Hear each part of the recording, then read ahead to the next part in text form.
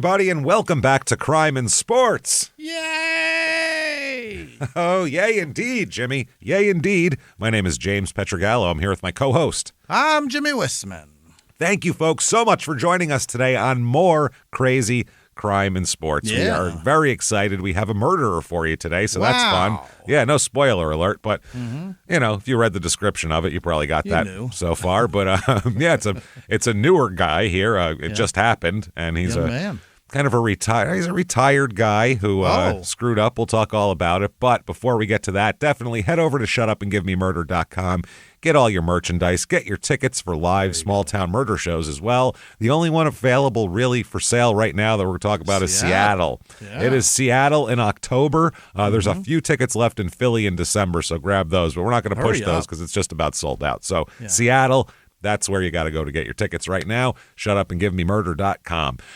Also, get Patreon. What's wrong with you people? Get some Patreon. I mean, treat yourself. You deserve the Patreon. That's Good what it is. stuff, yeah. Patreon.com/crimeinsports is where you get all of the bonus material. Anybody $5 a month or above, you're going to get so much stuff. First of all, hundreds of back episodes you've never heard before, bonus stuff immediately upon subscription. Then we're going to get new ones every other week. One crime in sports, one small town murder. You're going to get those. By the way, this week, what we're going to get here for crime in sports, we're going to talk about bankrupt athletes. That's fun. People losing everything. That's fun. Yeah. Then for small town murder, it's part 2 of Ted Bundy helping to catch the Green River Killer, the second and final part of that. And then we'll do history of executions. We got an internet salad coming up, all that good stuff. Oh, I love it. Oh, those are a lot of fun. Then, on top of all of that, you also get all the shows, Crime and Sports, Your Stupid Opinions, and Small Town Murder, all ad-free with your Patreon. Ad-free. And on top of that, you get a shout-out at the end of the show. It's literally all we could possibly do. Best we can do. Oh, Best and final offer. Best and final. It's the most we could do for $5, honestly. There's nothing more we could possibly do. But we're not. Everything gets more expensive except for that. And we're keeping that at $5. So thank you so much for doing that. And you get the credit for doing it. And you get a shout-out. I'm going to say, Jimmy's not going to forget you. He's going to mispronounce your name to say how much we appreciate you. That's how we show our love and appreciation. Yeah. So that's a lot of fun there. Patreon.com/crimeinsports. That said, let's get right to it. Let's go. We are going to talk about Dan Serafini. Now, you've probably read a lot about him lately because especially our people posting about it all the time. Anytime there's an athlete who gets in trouble, our people are on it. So I missed it, I think. Dan Serafini was a major league pitcher, which is great because baseball players out of the major sports, they're really the even keeled. They just don't get in that much trouble anymore. They just don't. They make a lot of money. The game's pretty calm. They're not aggressive by nature when it comes to, you know what I mean? They're not like football players where they're, go kill that guy, then calm down. They tell baseball players, keep calm, even keel. Don't be an angry hitter. Like you're supposed to keep cool. So, we don't get a lot. Hockey players actually don't do a lot either, but that's mainly because they're Canadian. More kind. Yeah. They're either Canadian or like Eastern European and trying to keep their visa in check. You know what I mean? Either one. Belly full of gravy fries will calm you right the fuck down. That calms you down, man. So, that poutine will get you. So, let's talk about it. Daniel Joseph Serafini, Serafini, nickname The Wolf. Yeah. There you go. Born January 25th, 1974 in San Francisco. Here, he's a left-handed pitcher. And we'll talk a little bit about him. Not a huge guy, I don't think, either, as we'll get into here. Really? His parents are Italian. That's why we get the Serafini over here. Yeah, sounds like a dish with seafood in it. You're definitely, for sure. There's definitely legs in there, as my ex-wife would say. My ex-wife, quick story. First time I took her, this was years and years ago, before we were married and any of that stuff. I took her to the first Christmas Eve that she'd been to at my grandmother's house when my grandmother moved to Phoenix. Yeah, and so, big Italian Christmas Eve, all the traditional shit. She makes a pasta with, like not a zuppa de pesce, but it's got clams. Like that. Yeah. It's got shrimp. It's got calamari in it and squid and stuff. So there's legs sticking out. The calamari, the little legs coming out. And my ex-wife looked at it and then looked at me and she goes, "There's legs in this." I'll never forget it. "There's legs in this. And There's I went, legs. "Yeah." I go, "Yeah, just eat it. It's good." And she was like, "I don't know." She had never seen it before and it really freaked her out. So There's as they always say, "There's legs in this." And I was like, ugh. That's very Jesus. funny. It was very funny at the time, but yeah. So then I, of course, embarrassed her and was like, "There's legs in it. She didn't want to eat." She doesn't like legs. My grandmother, like, You got "What do any you white mean?" meat? Yeah, is there like a boneless, skinless chicken breast in there somewhere she can throw on top of this? So he says it like this, Dan does, quote, "I have always had a strong Italian family growing up, but Italian heritage or history was never really taught. I never learned Italian, even though my father speaks Italian and both of my grandparents only spoke Italian. I just wasn't brought up that way."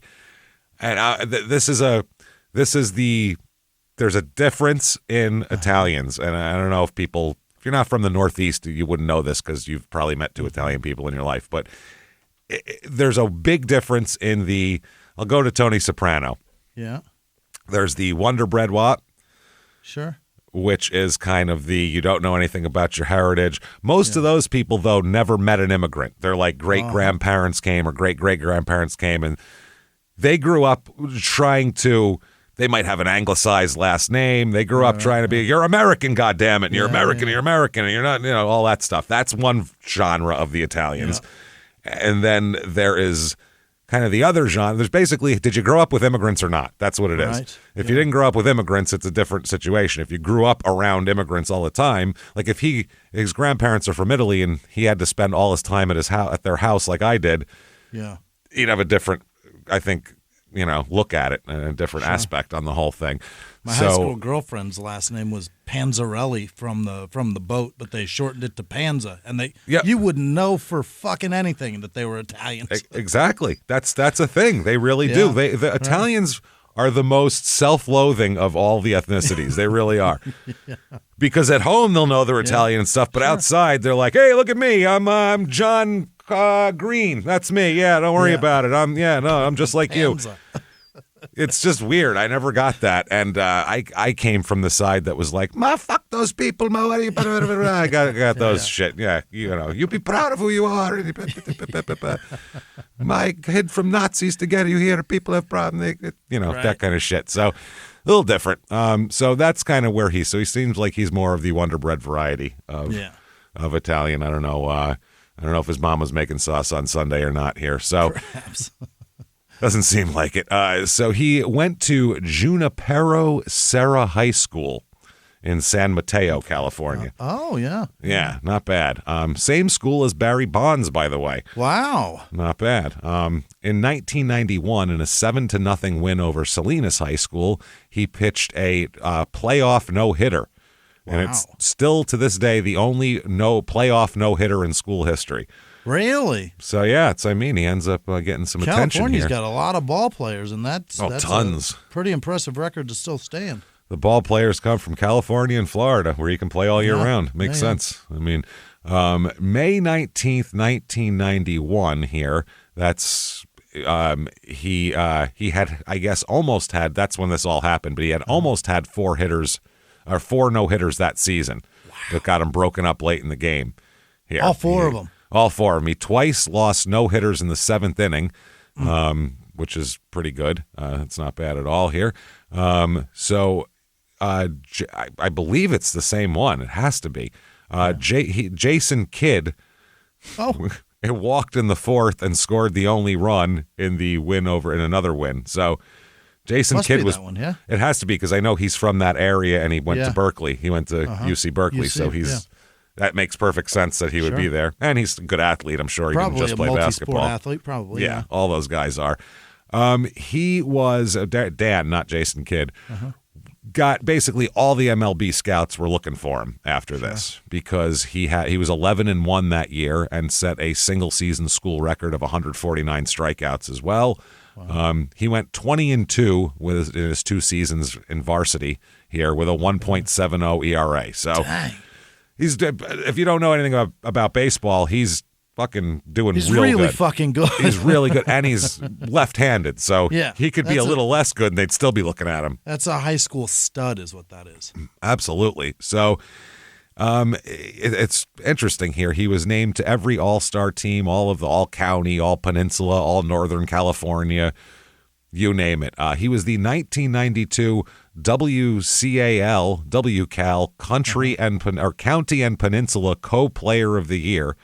In addition to, I'm not sure, in addition to being named somebody who's probably not played sports ever. That's what they don't say. Yeah, that's what they don't say. And being named the San Mateo Times County Athlete of the Year. There he is. Yeah, high school athletes fade out. You don't see them very much. Yeah. So I remember a lot of Al Bundys out there. Oh, tons.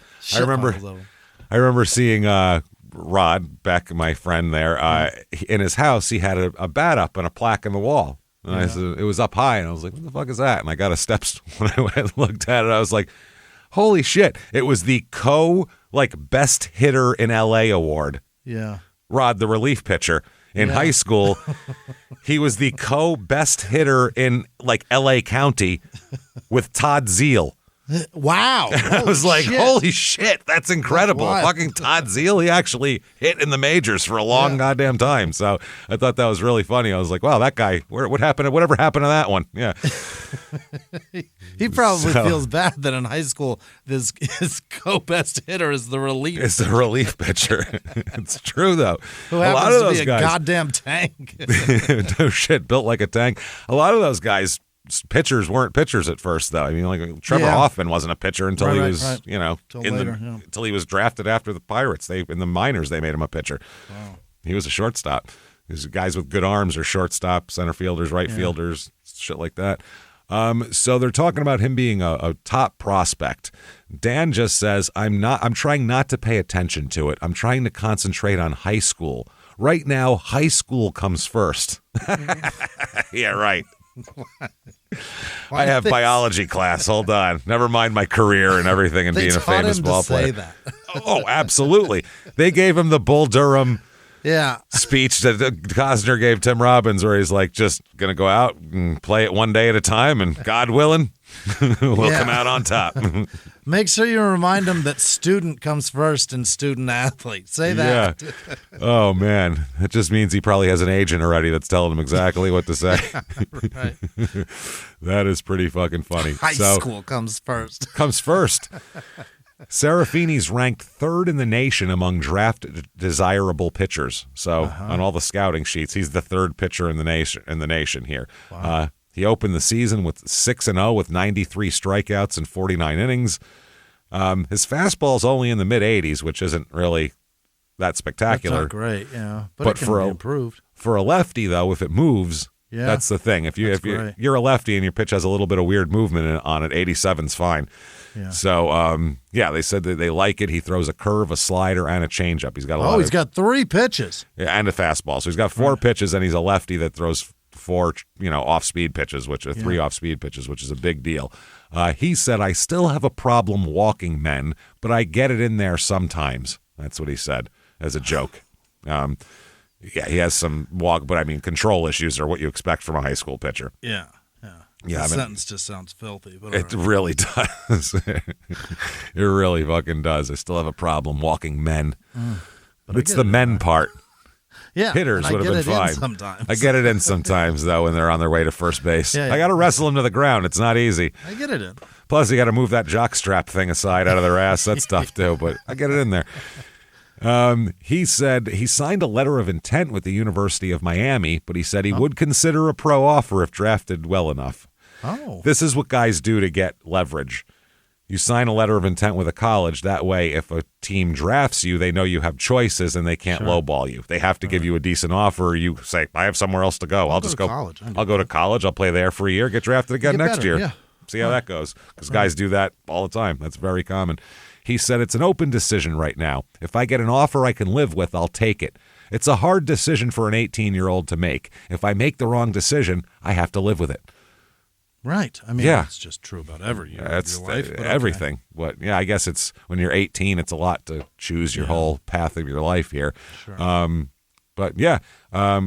guess they're saying that, he's going to, he could be basically, he could get, hundreds of thousands of dollars. Who knows? Yeah. He could get a good amount of money here. So June 1st, 1992 is the MLB draft here. and he is picked in the first round of Wow. the MLB draft, which is a big deal. He's picked 26th overall by the Minnesota Twins in the first round.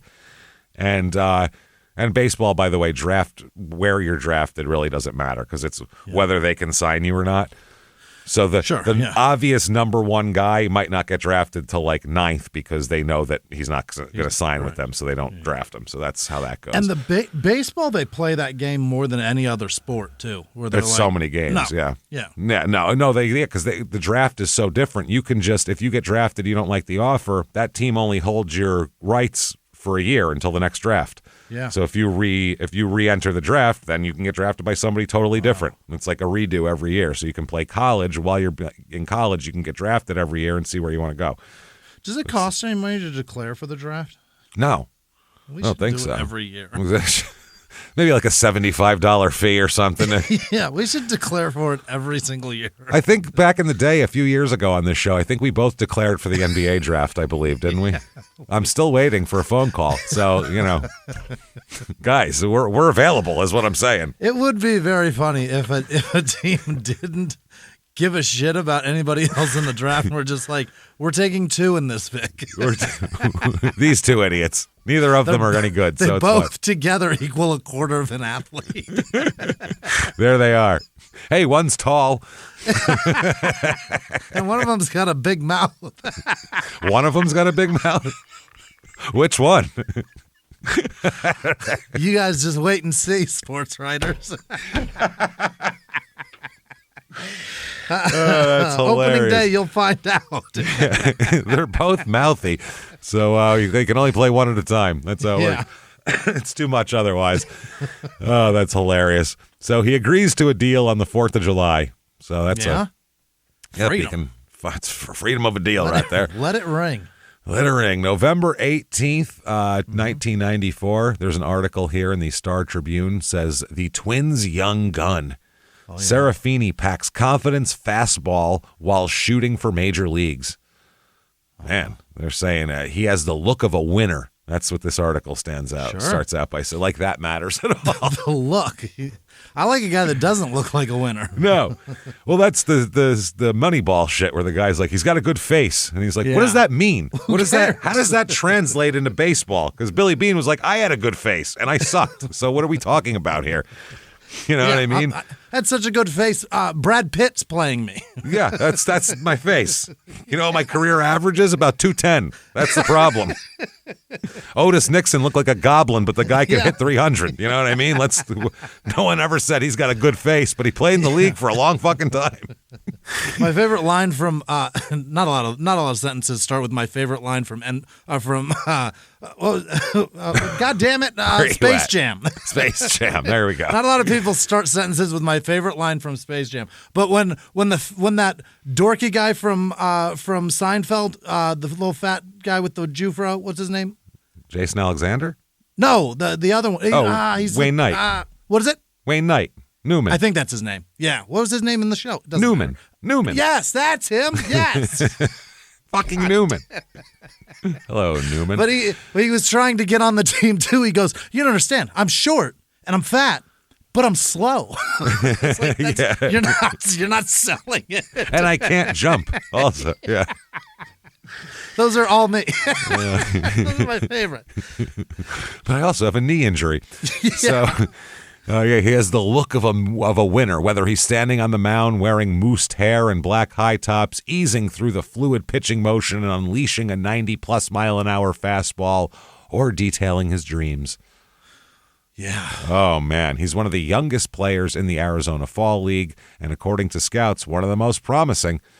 I guess he had pitched in Class A Fort Myers for his first season. We went 9-9 with a 4.61 ERA, which is impressive in Single A.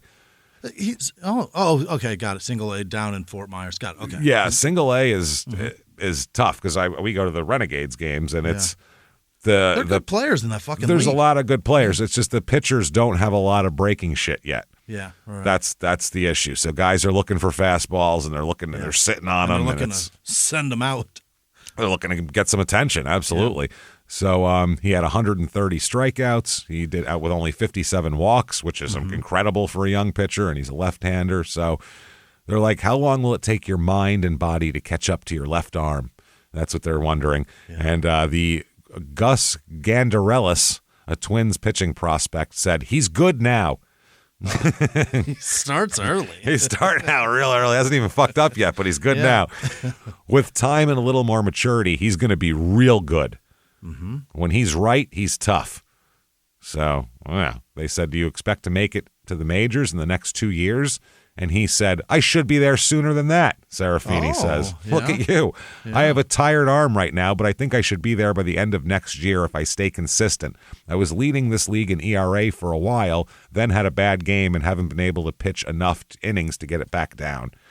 Okay. So, yeah, he's doing fine, but he wants to go to AAA next year, he's saying. That would be great. That way the Twins could really see him.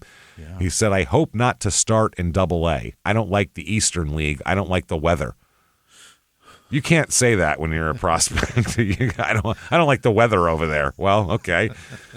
Doesn't matter. Send me to Cleveland, please. Yeah. They like to send players to AA because that's where the talent is. Yeah, that's where you get better. The most talent is concentrated in AA, and that's why they want to send pitchers there, because they're going up against badass hitters. You can play, yeah. See if you're ready, basically. He said, they said, would he rather start in the PCL, where a combination of high altitude, small ballparks, and bad pitching enables teams to hit 300? He said, it's a hitter's league, but I think I can keep the ball down enough to get ground balls. We don't have any left-handed starters other than Eddie Guardado. Remember him? He was a closer for Twins for a long time. A few years, anyway. Eddie Guardado. Yeah, was he part of that fucking... No, never mind. Early 2000s Twins kind of a thing. It might be them. They have a nickname, some of the guys from the Twins. I think he might be one of them. I'm not sure. He said, I think I have a good chance. I didn't think I should have been an A-ball last year, but I didn't pitch all that well, so I guess it worked out.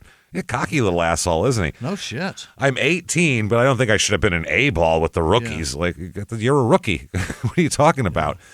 So that's weird. The manager of Chandler of the Arizona Fall League said he's a good young arm and he's a good kid. He's one of the top prospects in the league. He doesn't pitch like he's 19 or 20. He's a lot more mature. He's competed real well, and he's got a heck of a future. Uh-huh. And then the Twins general manager said, this is great. What do you think he's going to say in his first sentence? I don't like his fucking attitude. No, he's going to say the same thing that they all say. Quote, he's a good kid, and we think he's got a chance. The same exact thing the other guy said. We think he's got a chance to be a very good pitcher. The other guy said he's a good pitcher and he's a good kid. This guy said he's a good kid and a good pitcher. They just reversed it. Run it back, reverse it. He said he's got a good frame and he's starting to add some quality weight as he matures. God, I hate when they talk about these guys like they're like animals that do farm work or some shit, like an oxen that you bought. A blue ribbon pig. Yeah, it's real weird. And he's got a live arm. He's a big part of our future. Serafini says, I don't think I have anything to really work on. I just have to throw strikes. I don't think I have anything to work on. I'm 20 in the minor leagues. Perfect. All good here. By the way, the same high school that he went to not only had Barry Bonds, but also Greg Jeffries. Greg as well. Jeffries. Why do I know that name? Played in the league for 15. Everybody. He played for, I want to say, like 14 teams. The Brewers, one of them? Yes, I'm pretty sure he was. And he also played a shitload of positions, too. Oh, all right. Oh, he played. That felt like you were just humoring me. No. I think he might have, actually. He played for like 14 teams. Like, he played for a lot, over 10 teams, I know he played for. Wow. A lot. I just remember when I was a kid in 1988, his rookie card was like hot shit. Greg Jeffries' rookie card is going to be a big deal, and then obviously it's not. So he was a catcher, a first baseman, a second, a fucking third baseman. He played everywhere. Mets. Yeah, Mets, Cardinals, everybody. Like I said. No shit. Did he play for the Brewers? You're looking it up. Does not look like it. Okay. He went, every other team but the Brewers? Mets, Royals, Cardinals, Phillies, Angels, Tigers. Yeah, no Brewers. Everybody else, though. Yeah. So Serafini says, I know Bonds and I'm good friends with Jeffries. See, nobody is good friends with Bonds because nobody likes him. No. He's never been likable. And Bonds doesn't like anybody but Bonds. No, he doesn't like him. He said he was on the same team with Rod, and I asked Rod about him. And if Rod doesn't say you're okay, you're probably a dick. It's because he likes everybody. So if you're a dick, you're a dick. He said, hey, he's fine. He's fine. He just they got in an argument once because Barry Bonds told Rod his locker was dirty. So the fuck what? And Rod said, fuck you looking in my locker for? Yeah. Cunt face. And he said, well, you should clean your locker. And he said, you should go fuck your mother. Car. Yeah. Yep. So that was that. My car has shit in it too. What do you want to fucking argument. organize it for me? Then shut your fucking what mouth. Else? So in 1996, Serafini was rated by Baseball America as the 76th ranked prospect in the minor leagues. Yeah. Which doesn't sound great, but that's actually pretty good. It's not bad. Yeah, there's a fuckload of minor leagues players. There's hundreds and hundreds and hundreds. Yeah. So the 1996 Minnesota Twins, because I think they're going to bring them up for a September call-up here, they were 78 and 84, fourth in the AL Central, so might as well bring some guys up and see what you got. Give it a shot. Yeah. What's the difference at this point? This is the, Rick Aguilera, LaTroy Hawkins, Eddie Guardado Twins here. Chuck Knobloch right before he went to the Yankees and had all of his issues. He was so good back then. Fuck, he was an all-star that year. Yeah. Pat Mahomes, there you go. There he is, senior. He's on that. Yep, senior's on that team. Brad Radke. Mm-hmm. Okay, a lot of those guys. June 24th, 1996, Serafini to get called up, they're saying, from AAA Salt Lake. Yeah. They plan to start him during a doubleheader. The move's only being made for Tuesday, meaning that he might get sent back in 2 days. They only brought him up because they need a doubleheader starter, basically. Yeah, they said that he was on the Salt Lake City Buzz, which if you saw Major League 3 back to the minors, that's the team that they were dealing with. By the way, that's Walton Goggins playing the young guy, playing what's his name, whatever Anderson or some shit. It's got to be his first movie, right? At least I don't know. It's close to. It seems like that guy has been in. He has the same hairline, though, that he does. He was like 23, and he had a hairline of a fucking 48-year-old man that was going When he wrong. was in Django, he just looked like he was a struggling actor. Now in Righteous Gemstones and the Vice President, looks like he's doing really well. He's doing great for himself. Yeah, he looks very healthy and happy. So he starts on June 25th against the New York Yankees in 96, too, which is their first World Series victory of that whole little run there. He pitched 4.1 innings, allowed 5 runs, and took the loss. It's his only major league appearance of the year, and he went back down to the minors there. So that year he finishes 0-1 with a 10.38 ERA in the majors, which that's a one outing. Yeah, and that was a good lineup, too, that Yankee lineup. So 1997, Minnesota, they're 68 and 94. Not good. No. That is bad. Bad. Losses. Yeah, that's real bad here. Not good at all. David Ortiz on this team, by the way, before he went to the Red Sox here. Yeah. This year, he's 2-1. He pitches in 6 games. He's 2-1 with a 3.42 ERA. So I'm going to say he's got to be feeling good about himself. He's a rookie with an ERA under 3.5. Yeah. That's pretty good. And brought it down from 10. I'm going to say that's grace right there, let's say. Let's call that grace. Improvement. Wow. 98 Twins, 70 and 92. They really weren't getting much better here over the time. And dead last in attendance in the American League as well. That's right. I remember. Dead last. And is this the playing indoors place? Yeah, this is the Metrodome where they wanted a new stadium, so they were trying to show how terrible the stadium is. But it's so bad. Yeah, having a terrible attendance isn't a way to get a city to buy you a new stadium. Because, hey, look, no one wants to come to the game, so you should buy us a new stadium. Because our stadium sucks. Our stadium blows. So this year, he pitches in 28 games this year. He's 7-4 with a 6.48 ERA. That is not great. Yeah. He starts 9 games, and so a lot of relief time. And this is a rookie. Sometimes he's a middle relief. Sometimes he's starting. Yeah. That's a really tough thing for a guy to do. It's hard to prove yourself, prove your worth. He made $170,000 that year. Wow. So, I mean, that's better than nothing here. March 31st, 1999, so the end of spring training, right before the season starts. He's purchased by the Chicago Cubs. Oh. They bought him. Okay. Like lawn equipment. They just bought him like a mower. So The 1999 Cubs, by the way, coming off that hot wild card in 98 when they had their kind of magical season there in 98 and shit, fucking Rod had 51 saves that year. That was a good year for everybody. That was the Kerry Wood striking out 20 and all that kind of shit. 1999, they're 67 and 95. It all fell apart there. Whew. Not terrific. Now, this year, Rod's on the team for the first half, and then he got traded to the Red Sox at the All-Star break after Dusty Baker had completely fucking destroyed his arm in San Francisco. Dusty was playing? No, in San Francisco. Got it. Yeah, Rod had the record for most consecutive days pitching. God, Jesus. And there's a game on YouTube where he is coming in the ninth to pitch against Atlanta, and it's from 94 or whatever, and they're talking about how they call him from the dugout, from the bullpen, and the announcers literally go, I can't believe they're bringing him back in again. This is crazy. The guy said, this is crazy. They go, his arm has got to be rubber right now. This is his 11th straight appearance. Good Lord. They're like, I don't understand why they're doing this to this guy. Like, the whole time they're doing it, they're just like, I don't know how he has anything left. He's pitching every single day. This is ridiculous. And Dusty was trying to see if he could do it, and he did it. Well, Dusty would ask the guys, if I need you, can you go today? Yeah. What are you supposed to say? That's what Rod said. He goes, half the time my arm was so fucking sore, but what am I going to say? No. You can't say no, especially Dusty Baker. He's this giant guy, and he's like a father figure, and he's going, you can be ready today? And you go, and everybody trusts him. Dust. Yeah. And that was then, and also Roger Craig was before that as a manager. But anyway, this year, the Cubs obviously don't have the best season like we said.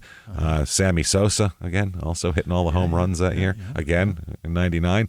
For Serafini, though, he goes 3-2 in 42 games. He only started 4, so he came out of the bullpen most of the time. 62 innings, 6.93 ERA. Yeah. That's not good. No. He also... That's bad. Yeah, you can't have an ERA almost 7 and expect to stick around. Right. That year, he also made 2 starts for the Iowa Cubs. So he did that, which is nice. Not the Chicago ones. Not the Chicago ones. The Iowa Cubs, where, again, Rod played in 2003 and lived in the RV out in center field there. Hell yeah. When he was trying to come back, the Cubs were nice enough to make a deal with him where you can come play in our minor league system, and if anybody signs you, we'll let you go. And if anybody else wants you, they can have you, basically. They just gave him a platform to perform on, which I thought was really nice of them. It's a nice team. So this year, he makes $200,000, Serafini. Okay. December 22nd, 1999, he's traded by the Cubs to the San Diego Padres for a minor leaguer named Brandon Purnell. Oh. Don't know. So now he's going to the Padres. The 2000 Padres, 76 and 86. Man, he is like Mr. Mediocre baseball team. Put him on the worst team. You just go to this team and fucking die in anonymity. Yeah. Who cares? There's, like I said, 76 and 86. This is the, trying to think of who's really big on this team. It doesn't matter. Ryan Klesko. Guys like that. Was McGriff there yet? Let me look here. I don't know if he was there yet, McGriff. No, he wasn't there. He's not there. No, well, Dave. Yours is 97? Jesus, a 37-year-old Dave Magadan. No, this is 2000, I think. Oh, 2000. 2000, long gone by then. Long gone. Yeah, this is, trying to think. Yeah, who the fuck else? Ryan Klesko from the Braves from fucking 92? Yeah. Trevor Hoffman, John Mabry. All right. Good God. I mean, all the Caminittis and those guys are gone, you know what I mean, from that run they made in the late 90s when they made it to the World Series in 98. They kind of suck. Yeah, they kind of suck. Yeah, they've lost their guys. Kevin Brown already left and all that shit. So this year, he goes 0-0. Oh, he's only in 3 games, and he has an ERA of 18. Oh, my God. That's not good. No. That's for the Padres. So the Padres trade him in June when his ERA is 18. They trade him to the Pirates for a player to be named later. Now he's not even getting about it down the road. Just who cares? Give us someone later. We just want rid of this guy. We'll call it later. What do you say? Fine. Jesus Christ. They ended up sending Andy Boucher to the Padres to complete the trade. So the 2000 Pirates, again, or this because he spends the rest of 2000 on this team. 69 and 93. Again, a bad team. Boy, not good at all. And this is Jesus. when they've got fucking nobody. They got Bronson Arroyo. They got wow. Nothing. That's Fucking about it. Nothing. Scott Sauerbeck is one of your big fucking stars. That's a problem here. So this year for Pittsburgh, he actually plays in 11 games. They start him in all 11 games. Wow. So they think they have a starter, and they're going to try him out. And that's one of the advantages of going to a terrible team is they have some room to see what you got. He is 2-5 with a 4.91 ERA. That's not bad. He got 11 games. That's a good 2 months worth of work. Much better. Yeah, that's much better. So his ERA for the season is 5.51, which isn't great, but the second half of the season he did much better. Made $230,000. Hell yeah. So, I mean, that's better. March 20th, 2001, in spring training, he's released by the Pirates. Uh-oh. March 27th, he's signed as a free agent with the Giants, which he's excited about because he's going home. Yeah. April 24th, 2001, he's released by the Giants. So that didn't last long. They've seen enough. Yeah. May 8th, 2001, signed as a free agent with the Mets. There we go. Okay. Going to New York now. August 5th, 2001, released by the Mets. Ouch. So going back home now. That was a nice little vacation. August 7th, signed with the Brewers.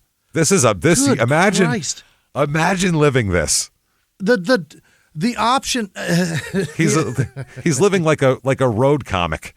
Yeah, there's no Like, way he's he just moved up. to these places, right? 3 days He's in just staying Toledo, I hotels. guess. Yeah.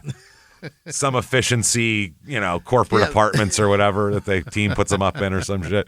Or some long term. Yeah, something long term.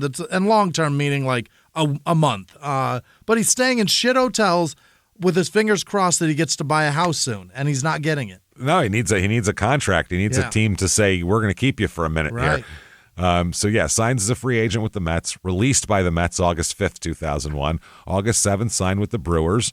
October 15th, 2001. So he must have rode out the season with the that's he's there 2 months for Christ's sake. That's quite the stretch for him. 6 weeks. So he's a free agent at this point, granted free agency. November 3rd, 2001, signs as a free agent with the Anaheim Angels.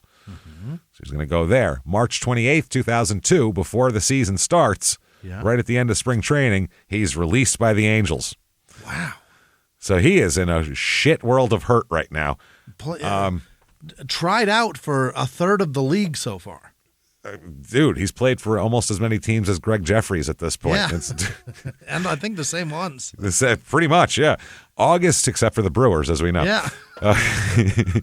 August of 2002, he pitches for a minute here for the China Trust Whales. Yeah. Which is a team in the Chinese Professional Baseball League in Taiwan. I didn't know that. The Chinese Trust or the Chinese Trust Whales? Is it? It's China Trust. Okay. That's China Trust Whales. Yeah. Right. I had no idea there was a Chinese Professional Baseball League in Taiwan. No clue. Yeah. I don't know. I know the Little League kids can sure fucking play, but that's it. Yeah, no I don't kidding. know. Yeah. November 14th, 2002, signs as a free agent with the St. Louis Cardinals. There you go. Here we go. August 21st, 2003, released by the St. Louis Cardinals. That's a good organization. You want to stay there. You do. He began the season pitching for AAA, the Memphis Redbirds, but was released after going 0-1 with a 9 ERA in 3 games in AAA. Ooh. This is not going well. No. So then he went to play in the Mexican League for Monterrey for a while. Okay. So now he's been in China and Mexico, which if you're an athlete, that's a bad sign. It's a sign things aren't going your way. And he's failing at a rate 100%. This is everywhere he goes. He's bad at this. It's incredible. Teams are still signing him. That's baseball. You get so many chances if you're left-handed. Oh my God! If he was right-handed, he'd have been out of the league 8 teams ago. Done. Absolutely. It's crazy though that you can be this. I mean, and you want to say this bad, but he's clearly so good at this, just not at the level that he wants to be at. If he came to your house and started throwing in your backyard, you go, like, holy wow, shit, look at this play guy. Baseball. Yeah, you should do this professionally. But they hate me. when put next to Randy Johnson at that time in 2003, it didn't quite work the same way. So by August 25th, 2003, he's bought again by the Cincinnati Reds this time. Nice. From Monterrey of the Mexican League. Okay. And that is, I think the Mexican leagues, one of the things they exist on financially is they get these American players, then hope that someone will buy them from them. That's what they do. That's how they make their money, huh? They make a couple of bucks like that, because I remember hearing about that back in the day there. 2003 Cincinnati Reds are 69 and 93. Dude, you can almost call it. Every team he plays for is 69 and 93. They suck. They had 3 managers this year. That's not good. What? Really? Bob Boone, Ray Knight, and Dave Miley. All 3. None of them with a winning record. Well, Ray Knight was 1-0, so that's good. And then they shit-canned him. I think he was just filling in for a minute there. Yeah. They have Aaron Boone on this team, Ryan Dempster, Ken Griffey Jr., of course, on this team. At the end. Jesus. He's hanging on there. Barry Larkin, of course, still 39-year-old. Griffey's only 33 at this point. 9-year-old Barry Larkin? 39-year-old Barry Larkin. Absolutely. He was on the team that won the World Series, right? Yeah, he was on that 90 Sabo. team. Yeah. Where's Sabo and Jose Rijo and all those fucking guys here. Jesus, there's some shit guys on this team, too. You know the team suck because the roster is enormous. There's 57 guys on the roster, which means a lot of guys came up and down and left and went, and they had a lot of turnover. So 2003 Cincinnati, he pitches in 10 games, starts 4. Not bad. He's 1-3 with a 5.40 ERA. Okay. Not great. Again, not exactly making your presence known with authority, as another Bull Durham reference here. Certainly not winning games. He's not announcing his presence with authority. October 4th, 2003, he's granted free agency. Go ahead on, Dan. Do what you got to do. Yeah, and that's the same as released, right? Pretty well, yeah. That means he's more or less. Yeah, they make it sound granted free agency like it's a gift. Shop yourself. Oh, lovely. That's great if you have a bunch of teams that want to give you money, but otherwise, if you're about to sign with Nippon, that's not a good idea. When you're out there begging. And he does. He signs with Nippon of the Professional Baseball League of Japan. Yeah. He also played for the Chiba Latte Marines in 2004 and 5, and the Oryx Buffaloes in 2006 and 7.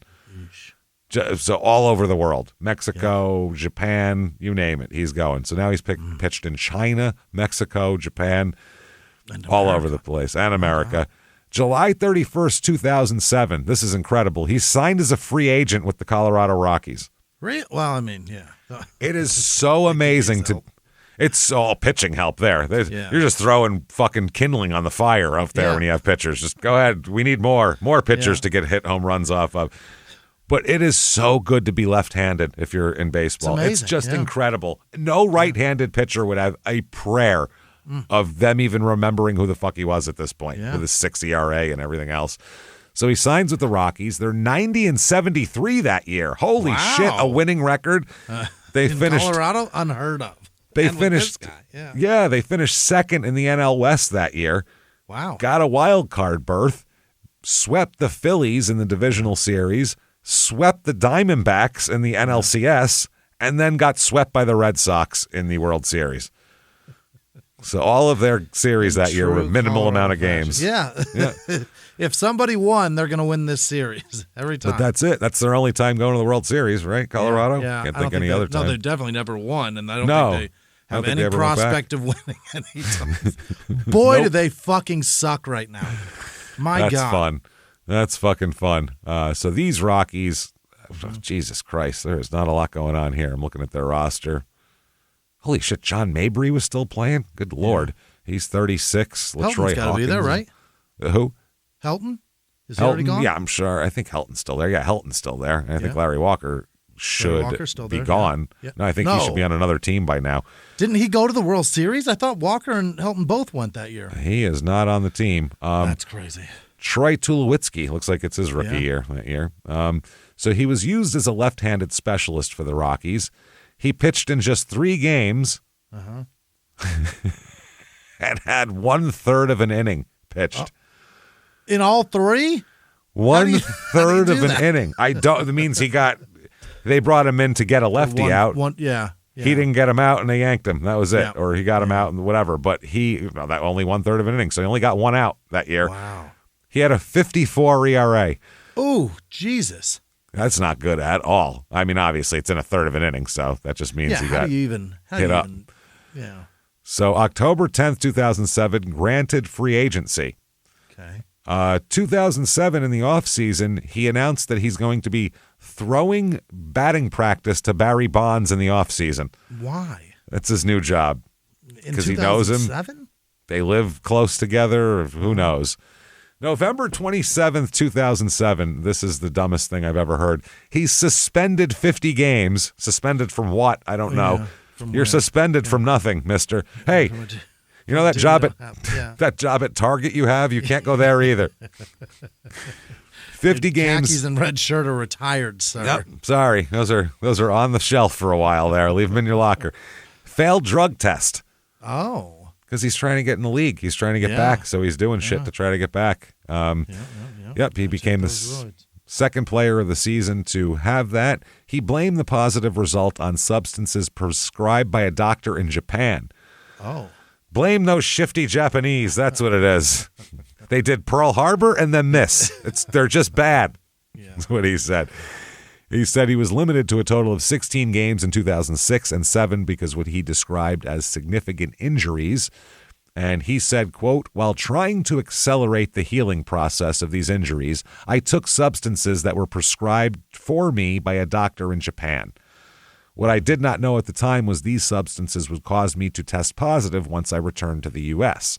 I have not taken these or any banned substances since returning to the U.S. and signing with the Rockies organization in July. Okay, so he's that's not good. No, and he's making excuses. That's good. Yeah. If you're trying to play in the league, man, that is not.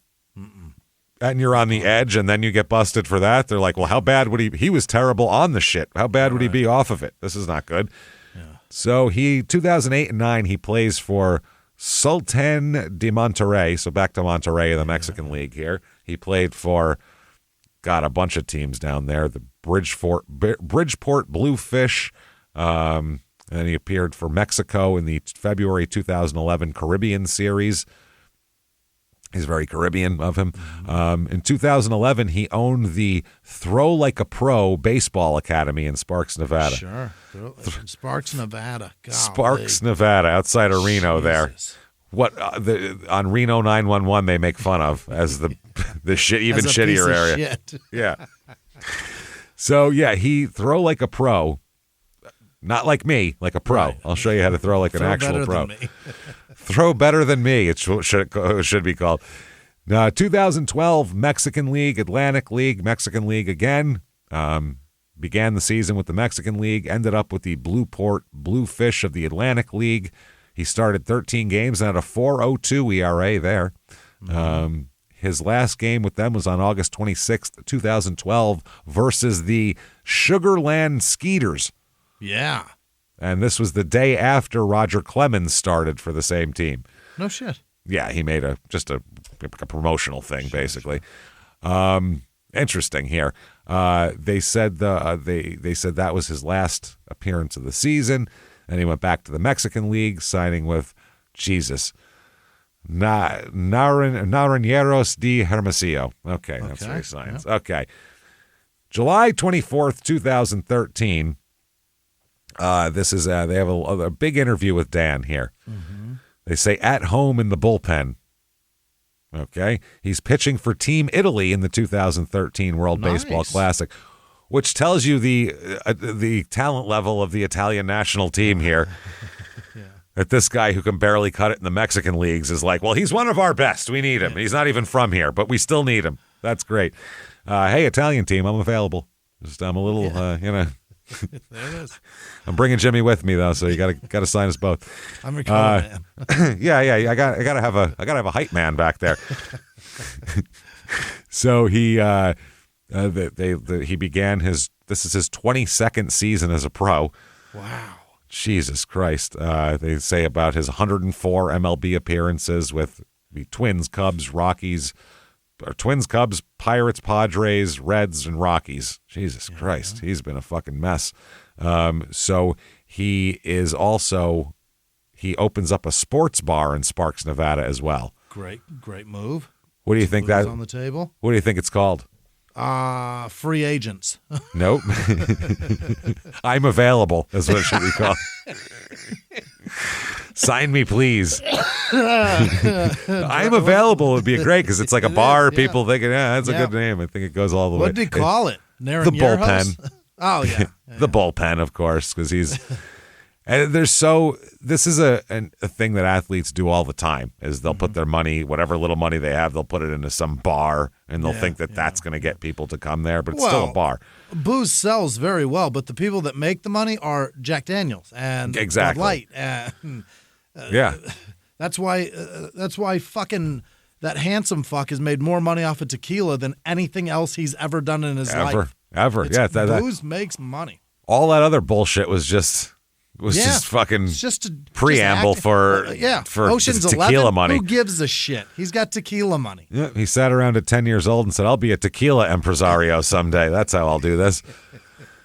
So they talk about, here's the interviewer, says that his high school's been known to produce their fair share of athletes. Yeah. Including Barry Bonds and, all these different things. They said, how does it feel to be surrounded by a strong Bay Area professional athlete fraternity at Serra?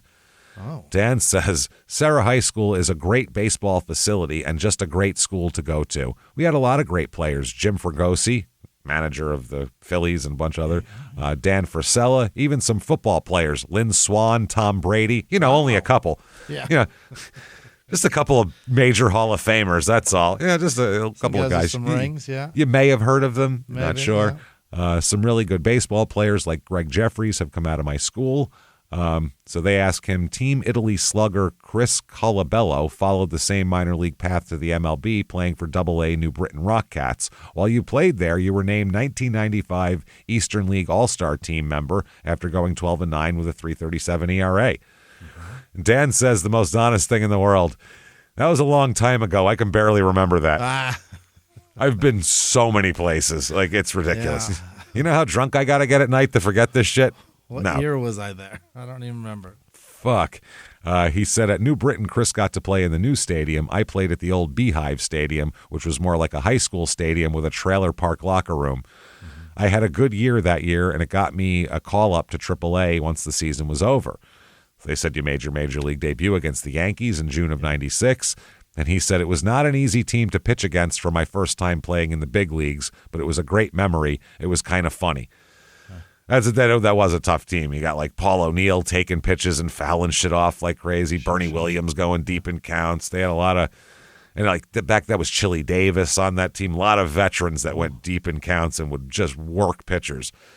Those '90s Yankees, their whole goal was work that pitcher to death so he's out by the fifth inning and then eat that fucking bullpen. Yeah, that's what it was. Have 10, 12 pitch at bats and then eat that fucking bullpen alive when it comes in there. And that worked. They did it for years. So they said all about that. He said, it was kind of funny. He said, the Twins wouldn't let me into the locker room before the game. How is that funny? That sucks. It's not funny at all. No, they didn't want any animosity in the locker room because they hadn't sent anyone down to AAA yet. So basically, he was going to come in, and they knew somebody was getting sent down because he was there. I had to stay in a hotel, and then on game day, I got to show up right before the game started so I could get ready to play. It wasn't the greatest experience, but it was still a good experience. I got to the big leagues. Yeah. That's just shitty. The Twins should have done a better fucking job. They should have manned up, sent whoever down, and said, this is a kid we're bringing up today. Don't be a cunt. That's it. What are we doing? No wonder why they were fucking 69 and 92 every year. What shitty management that Tom Kelly had. That's terrible. Jesus Christ. So he said at least it was a home game when you had to face the intimidating Yankees. He said although it was a home game in Minnesota, it was still intimidating. It was the New York Yankees. No matter where you're playing them, they're intimidating. Crowd factor definitely helped. I had the crowd on my side. I loved Minnesota. It was very supportive. He said you had some more playing time with 97 and 98 with the Twins. Was that rewarding? He says it was. I made a couple $100,000. I mean, what else? You had a 9 ERA otherwise. Said I got a very brief opportunity with the Twins. You know, going back from starting to the bullpen and starting in bullpen, I was never really able to fill my niche with the Twins. It was rewarding. I'm a Major League Baseball player. There is nothing more rewarding than that. They talk about the Cubs buying your contract and all that kind of thing. He said the ERA was kind of high, meaning his, because it was a 6.93. Right. But in my defense, I actually pitched really well until after the All-Star break. You must have pitched horrifyingly beyond that. And then it fell apart? He said, I think I only had a 3 or 3.50 ERA up until the All-Star break. Then my big league pitching coach, Marty Demerit, wanted me to become a left-handed specialist and drop down sidearm and start pitching sidearm only. Oh, trying to Randy Johnson this shit in there. No, sidearm, not three-quarters. Didn't he? Oh, like all the way down. Yeah, like a submariner or a sidearmer that really throws off lefties. So you'd come in just to pitch to a tough lefty, throw your sidearm shit and be done. Like kind of a Kim. Yeah, but very specialized lefty. There was a couple guys like that. He said, so I did that and it completely screwed up the whole rest of my season. I was walking everybody, giving up all kinds of hits, and it just all kind of happened. I can't blame him. He was just trying to help me out. But to change your pitching mechanics in the middle of a season, it's really hard to make an adjustment to big league hitters. It hurt me pretty good. Yeah, maybe over the off season or something, but you can't send a guy down to the Dominican League or something to work on it. But you can't just be like, hey, I know we were playing these guys yesterday. Tomorrow, try sidearm. It's fucking ridiculous. Then stand on your head and throw pitches for this next. You're really going to fuck with them. Yeah. So they asked him about going to San Diego, how'd it feel to go back to California? And he said, I didn't get many opportunities. I was mostly like a chess pawn. I just kind of sat in the dugout. I'd go a week straight without pitching a game. I didn't get as many opportunities as I would have liked to become a better player than I am today. San Diego is beautiful, and I'm from California, even though it's Northern California where I'm from. Southern California is a beautiful place. I guess I had more fun there off the field than on the field. Yeah, they kind of used him as a lefty guy that basically so you don't send in a left-handed pinch hitter. That's all he is. He's a blocking mechanism, because then you'll bring him in. So he got traded to Pittsburgh, and they said then you played for the Nashville Sound, and you pitched well there, got called up to the Pirates. And he said, after getting traded from San Diego, I had a really good month or so in Nashville before getting called up. Made my first start against the San Francisco Giants and won. That could have probably been my favorite time in the big leagues, to go back home to my hometown and beating San Francisco in San Francisco. I had a pretty good season with Pittsburgh. They were struggling and in last place. I threw well for Pittsburgh. I just didn't fit in their books. So they go, must have been a dream come true to sign with San Francisco, right? Right. And he said, I didn't get to stay with San Francisco too long. He is just the ER, man. Isn't this great? Well, not really. Everything's just bad news, but... Well, the interviewer keeps trying to put this positive spin on constant failure, and it's difficult. Yeah. You know what I mean? You went there. Wasn't that great? Oh, not really, because I was there 2 weeks and they cut me, so at that point, kind of sucked. Yeah. Yeah, man. He said they signed me as a big league player, but they didn't have a roster spot. I went to AAA for a little bit. I was making a substantial amount of money for a AAA player, so when they couldn't find a spot for me, I got released about a month later. So, said you signed with the Mets, and he said, I didn't waste any time. Maybe 2 days later, signed with the Mets, went to AAA, played there a little bit, pitched pretty well, but got into an altercation with the GM. What? Can't do that if you're Why'd you do that? A guy with a 7 ERA and a bunch of teams behind you that you haven't pitched well for. And you've only been here a minute. Wow, he said, I ended up getting released and walking on over to the other clubhouse and signed with Milwaukee the same day because they were playing each other. Yeah. So they said you finished with the AAA Brewers. They ended up signing a minor league deal with the Angels. And he said, well, you know, the thing is, they say, please clear up all the misconceptions and incorrect information that the media has picked up on to make you have to stand up for yourself and clarify. Yeah.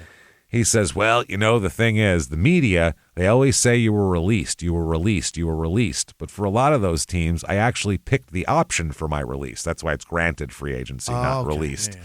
He said, I didn't get released. They would option me down to AAA, and I felt that I didn't deserve to go to AAA, so for a lot of those assignments, I chose not to go. And that's what you do. If they sign you to a major league contract, then they send you down, you can refuse it. Sure. You're allowed to refuse it, then they can release you outright, but they have to pay you your contract. So that's how it works. So they said after opting out of your contract with the Angels, not getting released, mind you. Hey, we're not going to get crazy here. You tried to make a comeback with the Cardinals, but you were released. And he said, I knew it was going to happen because during the offseason, I signed for such a high contract to go to AAA. I knew they were using me to fill a spot, so I knew as soon as no one came down from the big leagues or something like that, I was going to get released. He said, so you expected it? And he said, I had signed for a substantial amount of money to go play in AAA. Within the first month, when Kevin Ohm was sent down from St. Louis, they got rid of me the next day. I pitched okay there, but it was really hard because I've always been a starter my whole career, and I kept bouncing back and forth. So I was going from bullpen to bullpen and starting, and never got into a rhythm. For all the teams I played for, I really had a tough time coming out of the bullpen and learning my routine and learning to play. Unfortunately, I didn't really prove myself that well as well. It's hard to go from starting to relieving to starting to. It's a completely different mindset, completely fucking different. And, the guys, a rhythm is a big thing in a baseball season, getting your groove on and shit like that. So they said, it sounds like the experiment on the big league level of being a sidearm specialist coming out of the bullpen went terribly wrong. And he said, they said it was not exactly the best training ground for trying something new. And he said, no, the only chance I had to experiment was on the big stage, which is really difficult if you're not physically or mentally prepared for those things, and I wasn't. I was only 21 or 22 at the time. It was a difficult road for me, that's for sure. They said, this is a great question. Did being disillusioned with American pro ball inspire you to head south to Mexico? Huh? Disillusion. Did the fact that no one would give you money to do this anymore make you go to another place where people would give you money? That's the craziest thing I've ever heard in my life. Did being rejected by all of these women make the next time you had sex that much better? Yeah. Did not getting the Tonight Show mean that Conan needed to do a podcast? Yeah, it did. That was what it was. It didn't inspire him to start podcasting. I didn't get the fucking Tonight Show. This sucks. I got to make another thing. Okay. He said, yes, Dan said. I played very inspired to go down there. Played my first year in 2002. It was winter ball for Mazatlan. I had a great year and a fun time there. And they said if I ever had a problem in the summer, I was more than welcome to play in Mexico. Nice. So I went after the St. Louis series. I went in 2003 to go play summer ball in Mexico, otherwise known as baseball. It's played in the summer. They said the Reds noticed you and purchased your contract in 2003. He said, I ended up winning the ERA title in Mexico, obviously. Mm-hmm. I set the record for most wins in a row that season. I was a starter. I got back in the swing of things. I got my mechanics back and pitched really well. I got called up and went straight to the big leagues in Cincinnati. Yeah. He said, you started against the Brewers one game, and he said, I believe I also started in a game versus St. Louis. Then I went back to the bullpen after I told the GM I wouldn't go to the bullpen and that I would only start. Because I already had 130 innings pitched in Mexico, I was tired and didn't want to get up and down every day out of the bullpen. Yep. After I said I only wanted to start, the GM said that was exactly what I was summoned there to do, to start for Danny Graves because he got hurt. So I went there, got 2 starts, then they stuck me in the bullpen. It was a disappointment. I know it's business, and I just need to man up and do it. It was just hard. So then he said, I talked to Bobby Valentine, a world-class dickhead there, in 2004, and he asked me to go down to Vegas and throw a bullpen for somebody to try out for the team that he managed in Japan. I went there and tried out for the Chiba Latte Marines. I was hurt at the time. I had a broken collarbone because I crashed my motorcycle messing around with my friends. Jesus Christ. So he went to Japan. So they talk about going all over the place, and he said it was really rewarding because I got treated like a player that I was. Japan did nothing but give me the highest respect. Bobby Valentine did nothing but give me the highest respect. He kept me on a routine for the full season, and I had a really good career in Japan. I still talk to Bobby on and off on the internet. Oh. Okay. They said, do you follow all the drama that surrounded Bobby Valentine last year when he managed the Red Sox? And he said, I did. In fact, before the season began, I called him and asked him for a job to see if I could get a AAA job or a coaching/player job. His hands were tied. He said he couldn't make any moves, but I followed him and saw all the disappointing articles about him and stuff from players that couldn't handle his attitude. I thought it was ridiculous. He's the smartest guy in baseball, hands down. He may want a little more attention than he deserves, but he's a character. If people don't like it, they try to crucify him. He's a very good man. Okay, Bobby V. Yeah, he loves it. They try to. Yeah, I don't know. The guys who want attention a lot are really hard to have as managers. Yeah. You know what I mean?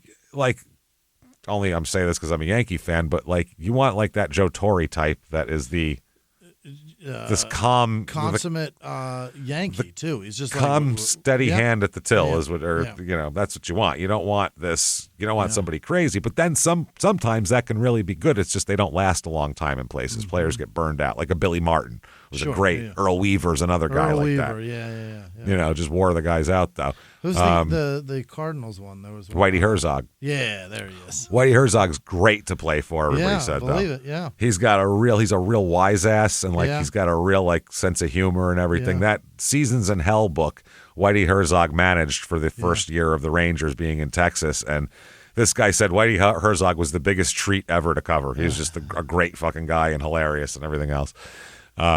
So they said it was too bad he was the scapegoat for the Red Sox, this interviewer says.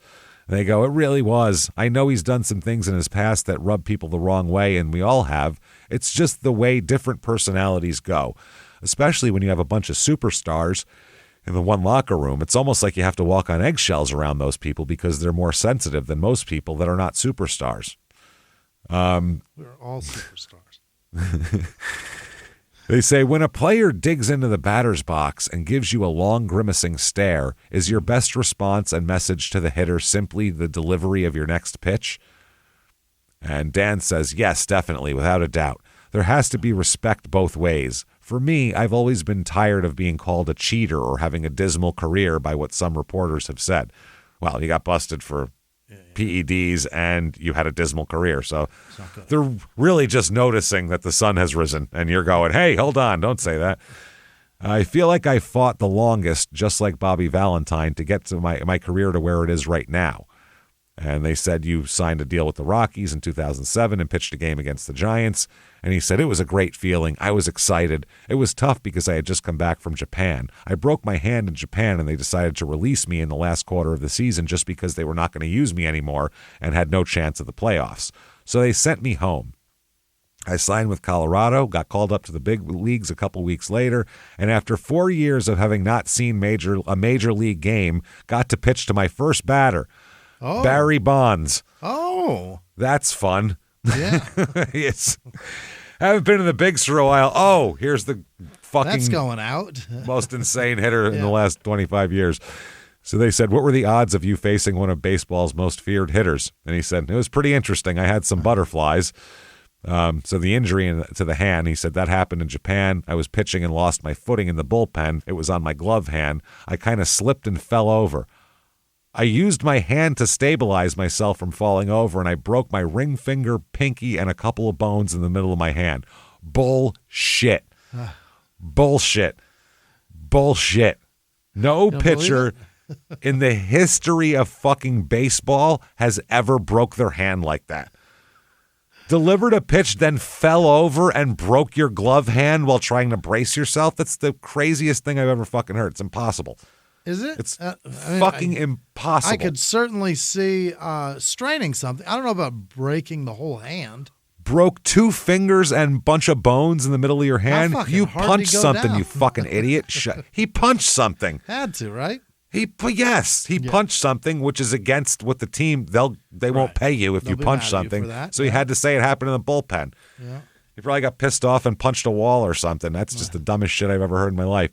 They said in Japan you also sustained an Achilles injury. Jesus, this fucking guy is a mess. Yeah. Which required medication to help with the healing process and eventually led to a positive test. Mm-hmm. This is the problem with the positive test. He said, I actually got a serious injury and had surgery on my Achilles. When I came back, I tore my Achilles tendon in the year we won the championship. Oh. I signed a 2-year contract with the Oryx Buffaloes for a substantial amount. My leg was in a cast for 4 months, so they were shooting it up all year long, trying to get it balanced back. Right. After my first year at Oryx, I wasn't throwing very well because my body was so out of balance. Then it started hurting my shoulder and back. So they told me to just take the rest of the year off and come back for 2007. I was still having problems with my legs and the way my muscles were firing that year. So again, a doctor was giving me medication that I didn't think much of because I passed all my drug tests and Olympic testing in Japan. So I didn't think twice about it.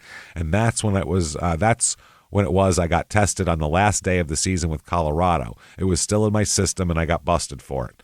Mm-hmm. They said, it looks like MLB used you as a scapegoat to fill their 2007 quota and deter players from using banned substances. Yeah.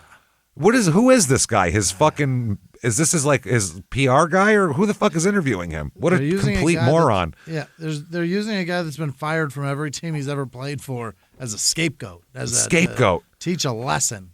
Ridiculous. And he says, yes, I think so. No one even knew who you were, dude. What are you talking about? Well, that helps me, actually. Yeah. He said, I mean, because I tried to fight it. I had to do a lot of things for my defense. I had to get the doctor from Japan to come and fly to New York to testify for me in court. He wanted $500,000 to do it because it would give Japan a bad name since I never failed a test in Japan. So I said, screw it. I'll take their 50-game suspension and wear it for now. I didn't think that would be that bad, but Colorado didn't sign me back. Also because you sucked. That's the other reason. You were not good. The GM at the time, Dan O'Dowd, didn't give me my National League championship ring. They gave me a playoff share because I was there for a short time, but they didn't give me a ring because they were disgraced by the fact that I was a cheater and stuff like that. It was just bad. Yeah. The team votes on who gets rings, by the way. That's part of it. Yeah. An unnamed journalist tried to say that I was, and playoff shares. That's a big deal. Yeah. They literally, I don't know if it's still the same now, but like in the 70s, they would sit down, the whole team would have to sit down and decide who gets a ring. No, not rings, playoff shares. Who gets what? Does this guy, do the coaches get that? Does that coach get that? Does the trainer get that? Right. Literally all of this shit, they can divvy it up. It's a crazy deal. So he says, an unnamed journalist tried to say that I was trying to re-spark my dismal career. My response was, what's so dismal about making over $10 million? I don't think that's too dismal. Did he make over $10 million? Probably with Japan and everything. If you add it all up for 20 years, I'm sure he made $10 million. But, I mean, you don't have $10 million after that. That was over the course of 20 years.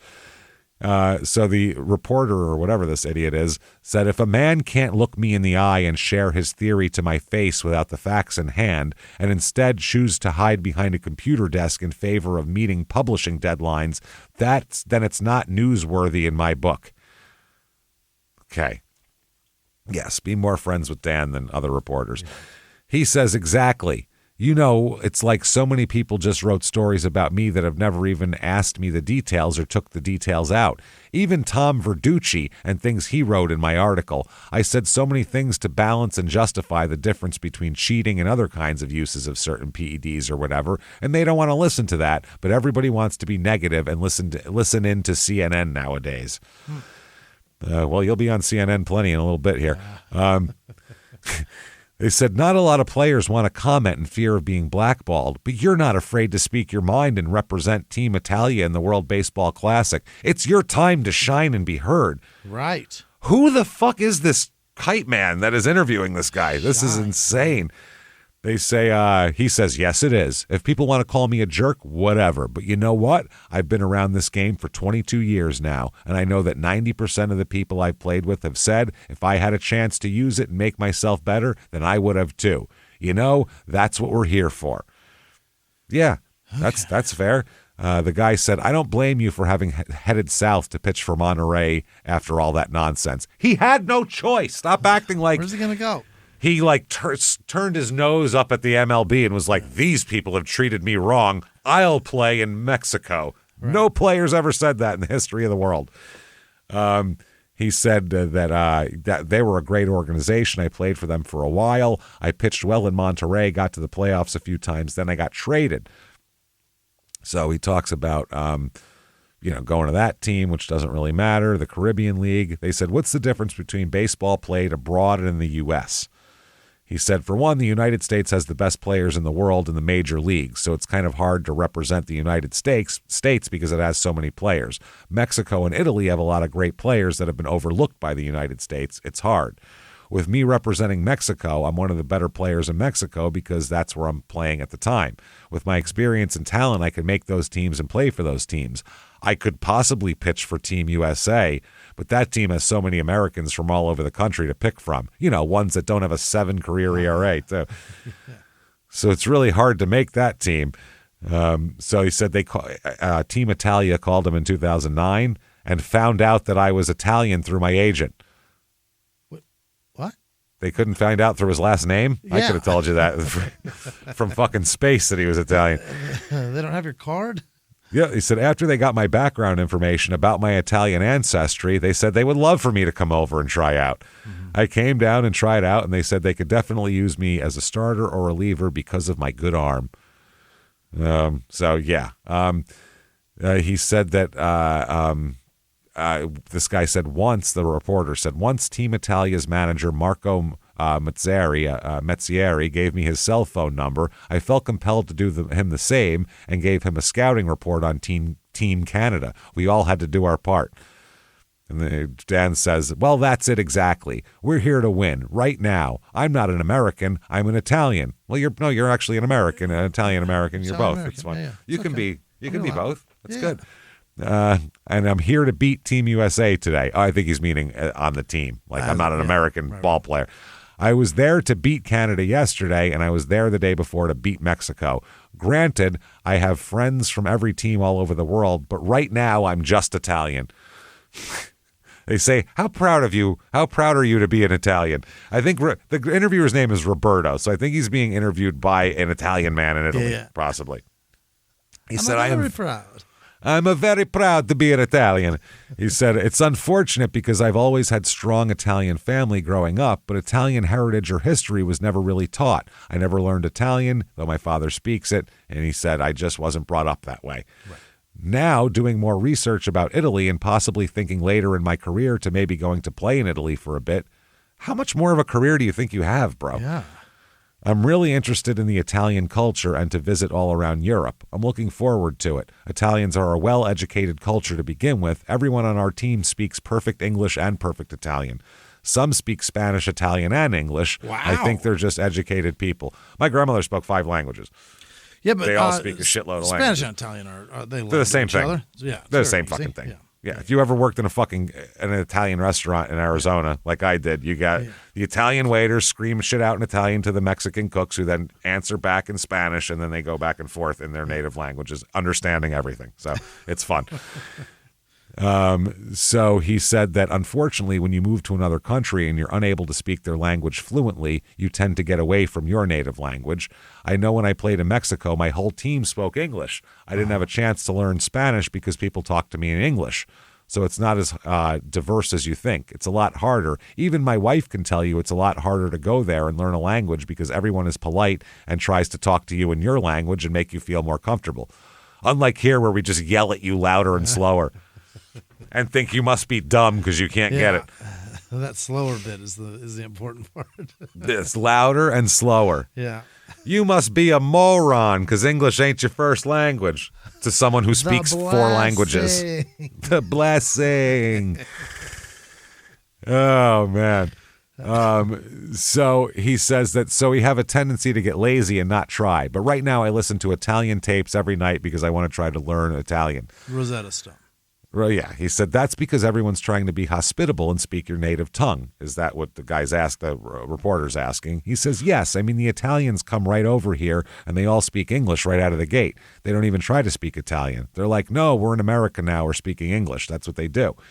They said, how does having a coaching staff that includes future Hall of Famer Mike Piazza affect your approach to the game? He said, Mike's a great guy. Look at his story, coming from the 62nd round as a favor to his godfather, Tommy Lasorda. That's the most Italian thing I ever heard. My godfather, Tommy Lasorda, did me a favor and had me drafted in the 62nd round by the Dodgers. That's pretty fucking amazing.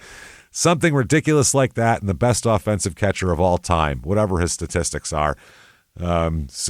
Yeah, they talk about Best offensive catcher of all time. one of. Yeah, but not the Can't best, name right? Can't name one with that another guy who hit 330 with 40 homers all the time from the catcher's position. I mean Pete Pudge Rose, was pretty good for a while. right? He didn't catch. Johnny Bench caught, but he stopped catching. He started playing third base halfway through his career. Johnny Bench was a great offensive catcher. Yogi Berra's another giant beast of an offensive catcher. But catchers are not offensive guys generally. Not a lot of big hitting catchers. I'm trying to think of somebody little that caught that. I guess that other Italian from the Dodgers was a good offensive player, but he was very Italians are. What's his name? Which LaDuca. one? LaDuca, yeah, Paul Yeah, LaDuca. His dad had a pizza place up in Sedona. Yeah. That's it's interesting. We're all like catchers and then managers. That's how Italians are. Huh. How many Italian? There's like 12 Italian players in the whole league, and I think there's the same amount of managers. That's just how it is. Yeah, I guess so. We're very good at managing for some reason. So they talk all about this. Thanks for your time today, blah, blah, blah. Okay, now, sometime in 2015, he marries a woman named Erin Spohr, Spohr. Okay. Also in 2015, after he's talking about his $10 million and all that kind of thing, he's on an episode of Bar Rescue with his bullpen bar. Oh, I've that seen was this him. episode too. Yeah, I've seen this episode. I have too. Is it the same as the fireman? No. I feel like it's the same season though, right? Oh, that's possible. That's possible. With the fireman bar? I don't remember, to be That's honest. possible. I do remember this, the bullpen bar. Yeah. I remember. I don't "That's remember them bad." mentioning that he played in the league. They mentioned it. They mentioned it because they did the same thing with old LB there in Boston with that bar. Remember that one that we? Oh, they did his too? Yeah, remember that was he was a total asshole the whole time and like got kicked out of the business because of it. He was a drunken menace. Yeah. So he appeared in 2015. He told the producers he'd lost $14 million in bad investments and a bitter divorce settlement. Is that right? Following the end of his career. So he's saying he had $14 million and blew it all in a few years. He purchased a bar called the Bullpen in Sparks, Nevada, and he was $300,000 in debt and at risk of losing his and his parents' home that are both extended for this. That is not good. Yeah, that bar was a huge piece of shit here. Yeah. June 11th, 2021, some things have happened. The Sacramento Bee says Placer sheriff seeks suspect in homicide. Deputies are seeking information from the public following the shooting death of a 70-year-old man last weekend at the North Lake Tahoe area residence. Authorities responding to a 911 call from a home in Homewood around 10 p.m. Saturday arrived to find the victim, identified as Robert Spohr, Erin's dad, dead of a single gunshot wound. Wow. The sheriff's office included surveillance video from the property a few hours earlier showing a person of interest. The video showed a man in a dark hooded sweatshirt, gloves, white neck gaiter, and gray backpack run down the street, then walk onto the property past an SUV parked in the driveway. So they're looking for information of who that could possibly be. A few days later here, we have a reward offered. Actually, not a few days, 6 months later, February 4th, 2022. There's a reward offered. So they've got no information on this in 6 months. So now they're trying to figure it out. They said the family of a couple of a Tahoe couple violently attacked in their home last year is now offering a reward. Apparently, Robert was not the only one shot. The wife was killed too. The wife was shot too. Wendy Wood there is the wife. Or I don't know if it's the wife or his girlfriend or whatever. Spohr's gal. Robert Gary Spohr and Wendy Wood here. They lived at the residence. The attack killed Spohr and left his wife suffering from 2 gunshot wounds to the head. Dang. Despite her injuries, she came to in the night and called 911. Wow. They were left for dead. She woke up and was like, better call 911. Got bullets in my head and he's dead. My God. Wow. So they said they left. The attacker didn't leave a trace. They said the attack has left the Spoor family searching for answers, and they announced a $150,000 reward for information leading to an arrest and conviction. Shit. Wendy said, "For me, every day living with this uncertainty of who did this and why has been the most agonizing thing." She has no idea. No, she spent a month and a half in the hospital and is undergoing extensive rehab surgeries and rehabbing to learn how to do everyday tasks such as walking, reading, and showering. Oh, God. Learning Miserable. how to live. Jesus Christ, that is horrifying. Her daughter said, "She is amazing, but I can't be sure about my safety or my mom's safety without knowing who this person is. We're trying to get more info from the public and maybe someone who knows the person to try to get them to come forward." So they said the suspect appeared walking along the bike path in broad daylight between 3:30 to 5:30 p.m. southbound on Westlake Boulevard. Shit. So, yeah, same info there. They learned the suspect was lying in wait inside the home for more than 4 hours before attacking them. Really? He sat in there waiting. So this was these people are going to die. Targeted assassination. Yes, she goes on to say, "I can't even fathom a human being laying in wait like that." Yeah. They said that anyone who might have pictures or footage of the man from a selfie or dash cam could be really helpful. March 9th, 2023, Wendy Wood, who was shot twice in the head. Yeah. This is a year later. They still haven't caught who did this to her. Shot twice in the head. Wow, this is sad. She's been suffering from disabilities, depression, and she was with her husband for 50 years before this, too. Oh, Jesus. So on March 9th, she's in a senior home where she's rehabbing herself. Yeah. She kills herself. Ah, fuck. Yep. Killed herself. Gave up on it. Yeah, she said, can't do it, can't make it. And she's also so depressed. If you're depressed from someone dying from 50 years and your body's a mess and everything like that, that's tough. Ain't going to last long. So they say now her daughter, Adrienne Spoor, already filled with a hunger for justice, is even more determined than ever to catch the man who killed her father and, in her mind, killed her mother as well. Yeah. She said she just couldn't handle the loss. She missed my dad like crazy. She was just stunned. It was like the killer killed her too. When we bring that person to justice, I certainly hope they're held accountable for both deaths, which, no, they are very responsible for both. She said that she's all fucked up too. She said it's awful. You can't really ever go back to normal. There's this big question mark floating. Something horrific happened, and yet it's like everyone else goes on with their lives, but there's such a chasm in your life. You have your suspicions, but no one yet has been brought to justice. She believes the killer knew her parents directly, which is what she says. I guess they describe the house, by the way, as a towering chalet-style home in an upscale neighborhood alongside the lake and the Homewood ski resort. In fucking Tahoe? That's incredible. Doing pretty well for themselves. Investigators said they have new clues that lead them to think that someone may have hired the shooter to kill the couple. Oh. And that whoever put up the money for the job or pulled the trigger may be from the Reno area.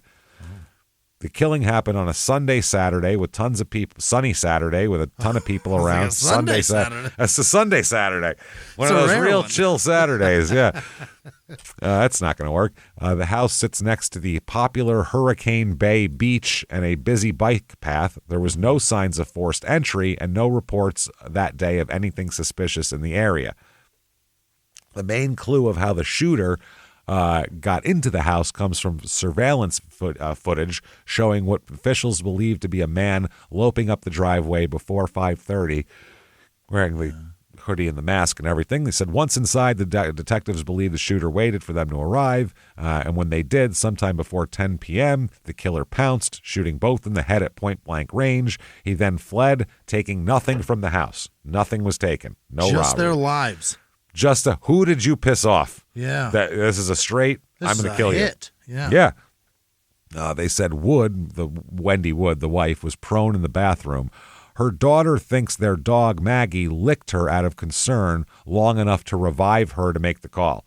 What a good dog. That's a good boy. That's a good girl right there. Yeah. Woke her up with some face licks. That's Jesus. a good damn dog. Fuck yeah. Given the execution style, well, it was probably just licking the blood because it tasted good to him or something. But still, I'm hungry. mission Wake up. accomplished. I'm thirsty. Wake up. I got to shit. Wake up. I got to shit. Get up. Given the execution-style nature of the shootings and the lack of robbery, they quickly came to a conclusion. We firmly believe this was some sort of planned event targeted. Yeah. However, now it's been 2 years, and they said it's tough to close in on the people they suspect were involved. Yeah. They said, yeah, who knows? They said, we're looking for multiple suspects who we believe were involved in the murder. We continue to track down all tips and leads. That's it. They said the daughter, Adrian, said that, they did a good job of refocusing the case. They've been working on it every day. They have a lot to do, and they have some leads. They said the family kept the house in the community, but last summer, Adrian finally took down the photos and heirlooms out of it. Her mother was making progress physically with the help of friends and family, but struggled with a lot of depression and anxiety. Sure. They said she didn't remember being shot, so that was actually good. She didn't have that trauma, but the fact that her husband wasn't around anymore, they had spent their whole lives, I guess, building and developing a real estate business and all this type of shit. So Adrian said, my mom could never just move on. This huge thing happened, and it's like you're reading a novel and the final pages are missing, or you're writing a story and there's no ending. Ultimately, it killed her. So, this is fucking wild. Now, Adrian, her older sister, Erin, married to Major League Baseball pitcher Dan Serafini here, talks about. They said, Erin said, we sold that bar a long time ago, and my husband now works in underground mining here. In fucking Nevada? Wow. How Italian. Jesus, from her home in Reno. I miss my parents tremendously, and I wish they could see my kids, sons ages 2 and 5, grow up. I have no idea who did this to my parents. I wish I knew. So they have the website, www.homewoodhomicide.com, was announced, and the family was offering the $150,000 reward. Erin said, my mom was the strongest person I know, but as the emergency faded away and reality set in, she just got overwhelmed by the loss. She said, we spread some of Mom's ashes this winter on one of her favorite ski runs. We just need one good break in the case. Here we go. Here's the break. October 21st, 2023. Dan Serafini arrested in connection with murder of father-in-law and attempted murder of mother-in-law. Why? His in-laws with his wife that he's still married to. Yeah. Today? No, at that time. Okay, yeah. That's fucking crazy. Why would he do that? Let's find out here. Man, that is a lot. So he's arrested the same day as Samantha Scott, 33, who was apprehended in Las Vegas. They noted in the post of the announcement of the arrest, the police department, that the arrests come 2 months and 4 years after the deaths. And the police note that the early stages of the investigation had authorities looking at the home's video surveillance, leaving them with footage of a hooded male with a backpack and a face fucking thing. They said since then they've worked tirelessly to try to figure this out. The information detectives had gathered led to identifying Serafini and Scott as the suspects. Both suspects are known to each other and to the victims. Yeah. The sheriff said today justice was served. Okay, that's good. They said, interesting. And then he said this, understand that my team's commitment to unraveling the most complex of cases prevails. It's weird that he used the word team with him. And those who inflict harm upon the community will be held responsible, of course. He is in deep, deep shit, as a matter of fact. How the fuck does he know this Erin girl? He's married to her. Erin Scott? No, Spore. Oh, Erin Spore is the woman he's married to. Who's the Scott person? Scott. What are we talking about? Didn't you say somebody with the last name of Scott? That's the other Samantha Scott. Samantha Scott, the co-defendant. Yeah, who the fuck is she? Oh, we'll get into that. Don't worry. All right. We'll get into all that. But so now he and some 33-year-old woman are now charged and sitting in jail. He's in Humboldt County Detention Center and is being charged as a fugitive from justice as well for some reason because he was brought in from another state or something. So he is fucked at this point. I mean, he thought he was fucked on bar rescue. Not only that, you now have no support because normally, let's say you killed somebody else, your wife might stick by you and at least help you or something. Right. You killed her fucking parents. You shot her parents. Well, at least that's what you're accused of. That's what I mean. You're in deep fucking shit. And who so the he's fuck sitting is there. this Samantha bitch? That's what I mean.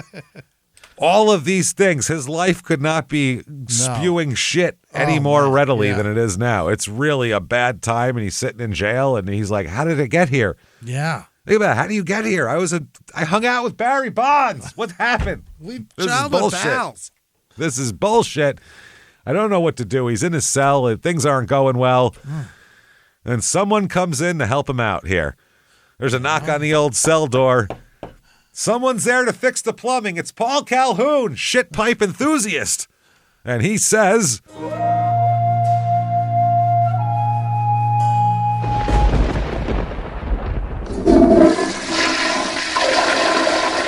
hey, how is it you come to arrive here, pal? What's wrong with you? God. Jesus Christ. I was talking to my buddy, Bobby Colorado over here, right? I was talking to him a little bit, and he said, for Christ's sake, you're embarrassing. He said, you're embarrassing the entire ethnicity. He didn't like it. He thought you were kind of a bum. He thought you was a bum, and he said, hey, this guy, he goes plays for the Italian team and all this. He told me not to unclog your shit pipes. But I say, you know what? Normally it's, clean your shit pipes, slap your wife, but you already shot a parent, so I'm going to let it go on this one. So clean your shit pipes, shoot your wife's parents is not a good slogan. You know what I'm saying? We unplugged this. We won't tell Vinny Pasma. We won't tell her at all. Hold on, let me get in here. Oh, there's all sorts of shit in here. There's I got excuses. What is this, a bottle of some kind of steroids in your pipes? Your pipes are full, my friend. Your shit pipes are teeming. The teeming, I'll tell you. I said, I don't see an alibi in here. That's one thing I don't see, pal. You're going to need that, but I don't see it in here. And then poof, and he disappears. And in a cloud of pipes and wrenches, he's gone. What the hell? And Dan is very confused and thinks he must be tripping. October 31st, 2023, Halloween Day, he pleads not guilty to murder and attempted murder charges. Okay. Not me. He also faces special circumstances in the murder and attempted murder here as well. He's being accused of burglary for allegedly entering the home and and unlawfully with the intent to commit theft also. Okay.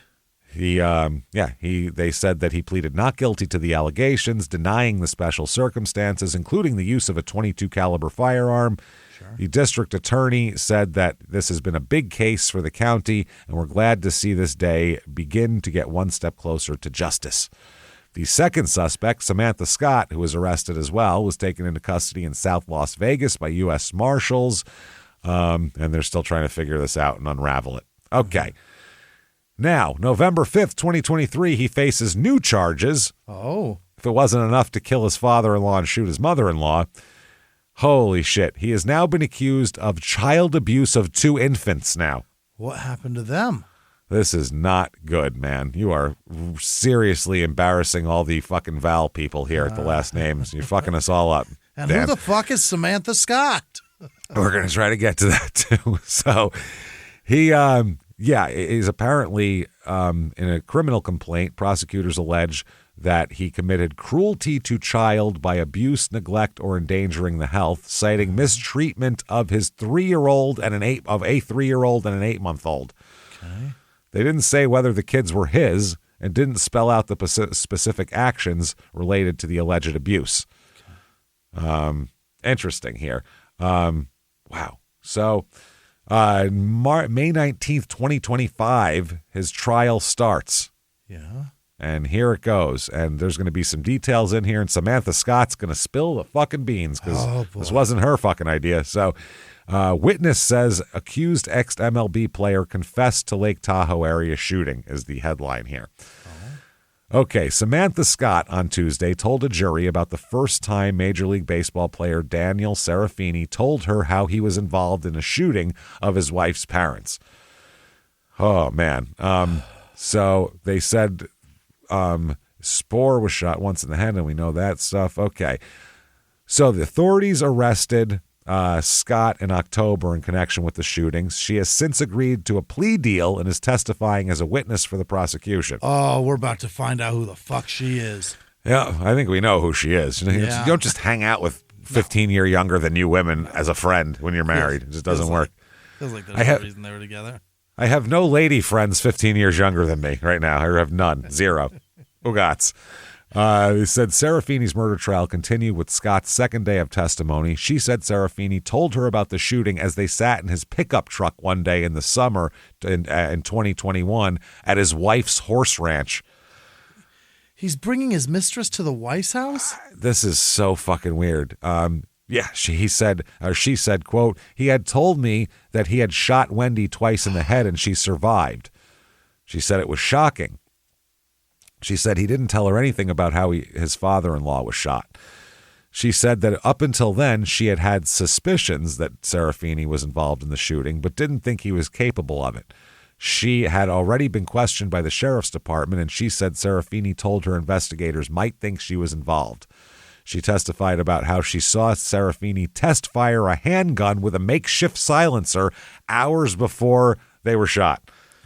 Okay. He was making silencers. Yeah.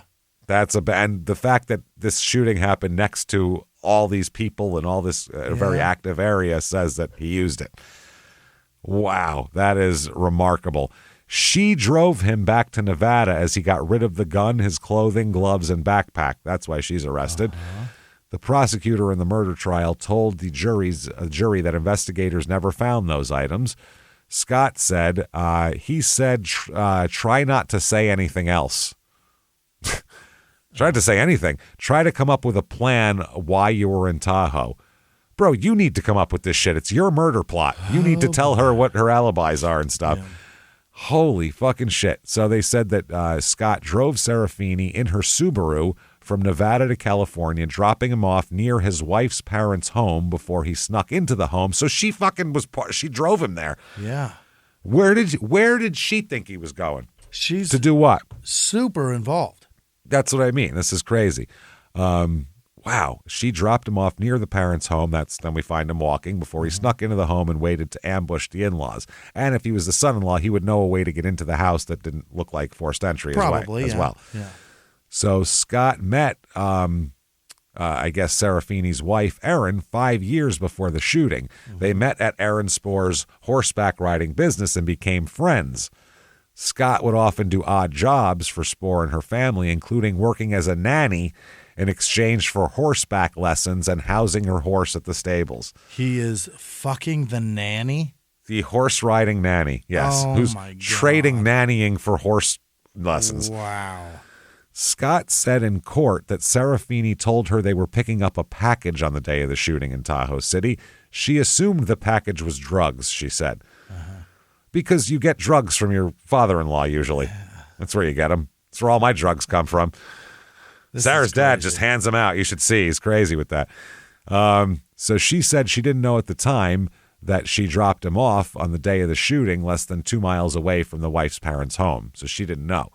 She said she waited for him for hours before he returned and they drove away. She sat there for 5 hours waiting for him. Wow. Days after the shooting, Dan convinced her that pre-existing minor damage to the tailgate of her Subaru made the vehicle too recognizable, so he drove the back of his pickup into the rear end of the Subaru to create more damage that would require her to have it fixed at a shop, and then he gave her money for repairs. He said that way it'll be fixed. Well, that way it'll be fixed. Yeah. And then you won't be able to see it. I'll pay your deductible. Now, Scott testified her affair with Dan started with flirtation in October 2023. About 5 months after the wife's parents were shot, they decided to meet at an Elko hotel where they had sex for the first time. Gross. Oh, boy. A motel in Elko. Ugh. She said she never told her friend, Serafini's wife, she was having an affair with her husband. Well, no shit. That stopped a couple months later, but continued up until their arrest. What? That stopped a couple of months later. It stopped and then started again. Okay, yeah. I feel it was a bad decision on my part, Scott said. Which part? Good answer. Being the getaway vehicle for a murder or fucking your friend's husband? Which one? Yeah. Which one are we talking about? Scott said that about never telling her friend about the shooting. So a little of both. Little column A, little column B there. Yeah, that's how that works. 601. So Serafini and Scott were arrested, obviously, at the same time.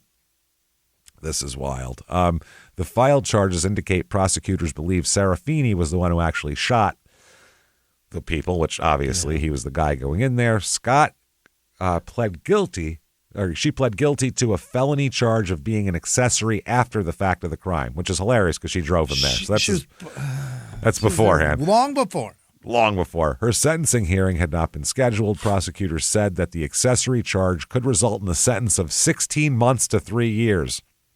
That is a crazy low amount of time that she's got. That is not a lot at all. So the testimony continues with the jury hearing an audio recording of county sheriff's detectives questioning her several days after the shooting. So they were looking at them right away.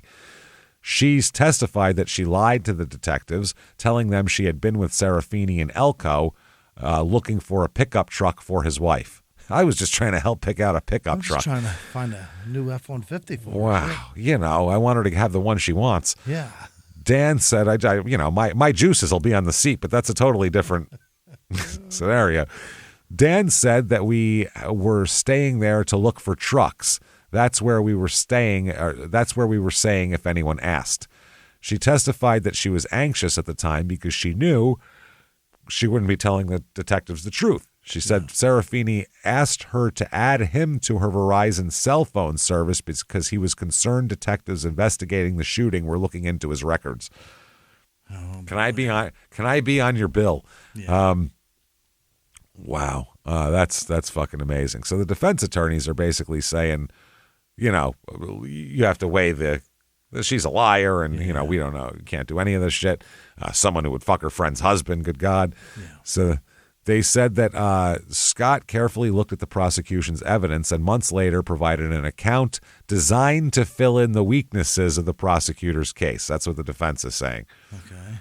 They said that they argued the prosecution doesn't have any physical evidence that links his client to the crime, which they don't. So, they had charged her with first-degree murder at first. They dropped that shit, obviously. She was, by the way, released from jail on her own recognizance with a GPS monitor. Yeah. Wow, she's got her ankle bracelet and she's fine. She gets to go home.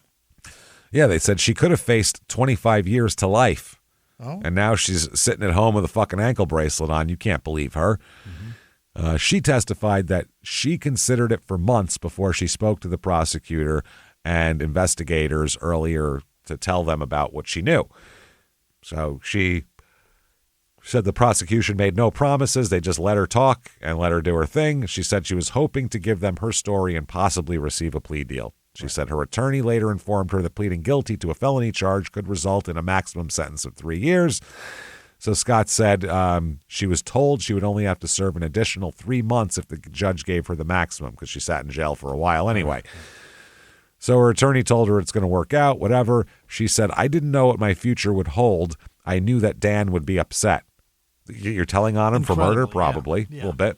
Yeah. Then, June 26th, his wife here testifies in this whole thing. And she hates him. Well, now she hates him. Yeah. She said the relationship with her parents, with her relationship with her parents, said was always a little tumultuous. She said she had an up and down relationship with her parents. She said her mother had a strong personality and that she had heated arguments with her parents about her husband and over money, but that they always made up and traveled on vacations together as a family. Mm-hmm. This sounds over enmeshed or some shit here. But I mean, now it sucks because they're dead, so they're not enmeshed at all. She wishes, yeah. She testified that she was getting along with her parents in the months before the shooting. Obviously, now, that's terrible. So they also say, they tell the jury that Serafini convinced Scott to drive him from Nevada and drop him off a few miles from the home. Really? They said he snuck into the house. He talked her into it here. Mm-hmm. During cross-examination, Aaron Spohr said she was 100% traumatized by losing her parents in such a manner. And also, not only that, but by a search warrant served at her home in connection with the shooting and by investigators poking into her private life and searching through her phone records and computers. The whole thing's been a mess, she said. Yeah. You know how many people have seen pictures of my tits now? It's a lot. I was just asking those ladies if the dress looked nice. Yeah, this is wild. She also told the jury it's been difficult not being able to have a private conversation with her husband since his arrest. Oh, I'd really like to call him a cunt for ruining my life. I'd love to yell at him in private. She said that she and her husband had an open marriage, sometime including threesomes with other women. What? She said they would have sex with others separately in a don't ask, don't tell type of arrangement. Holy. What the fuck is going on? Listen. Now everybody knows this. Wow. So she wasn't apparently mad about the hooker or the prostitute. I mean, the mistress. Goddamn it. Samantha. She told the jury some of her their closest friends knew of the arrangement she had with her husband. Wow. Including the one that fucked her. Her idea, oh my God, her idea of marriage was formulated in part by her father cheating on her mother, she said in court. Oh my God. Oh boy. Oh my God. She is like a plug-in therapist thing. Like, your father cheated on your mother, now you think it's okay for your husband to cheat on you? Like, holy shit. And you don't mind because you're banging the bartender? Or whoever you come across, whatever horse people you come across. Too much. She said her mother would get angry over her father's cheating and hire private investigators to follow him around. So she didn't want to have that type of relationship with her husband. And obviously he's going to be a cheater because that's who she's attracted to. Because that's who her dad was. And that's also what we all are. We're all a mess, and we all just bang everybody, evidently. Well, also, too, a Major League Baseball player, what do you want? Obviously, he's going to have his dick dipping in everywhere he can. He's got some hubris and some ego that he needs to stroke. Oh, yeah. Stroking something. Somebody else to do it. Yeah. So they also... Samantha Scott said they had continued to communicate, her and Serafini, while in custody with jail kites, little messages there, little handwritten notes, where he would offer emotional support and she would express her devotion to him until she was offered a plea deal. And then the devotion went a little less. Now, the wife here, Erin, told jurors that her husband told her he was having sex with Scott in November of 2021. And she now knows he wasn't telling her everything about his relationship with Scott. She said Scott was being deceptive by not telling her about the true nature of the relationship with her husband. She said, quote, "I feel very deceived by her." This dude, this Erin, needs the most therapy ever. I feel she is still upset with this one about that's what? I feel betrayed, deceived. He fucked your friend and shot your dad in the head and your mom. Yeah. Don't just fuck this guy. What are you doing? Don't believe any of these people. No. And she said this, why wouldn't she tell me? She was my friend. She's picking up my kids from school. She's having dinner at my house. She's blowing my husband. She's fucking jerking him off under the table. She said she doesn't feel as deceived by her husband over the affair with Scott, and she still trusts him, quote, 100%. Oh, my word. Fuck my friends, shoot my parents, 100% trust, and I'd love to talk to you in private. Does she believe that Samantha Scott killed everybody as a way to get back at her? What does she believe? This is insane, man. So she also said she believes Scott was deceptive in court when she testified that Dan confessed to her that he shot her mom in the head and that he threw out a gun, his clothes, and a backpack on their drive back. Dan's wife here, Erin, said she felt it was, quote, creepy that Scott had changed her appearance to look more like Erin in the 5 months since her release from jail. She said she's single white femaling me. This is crazy.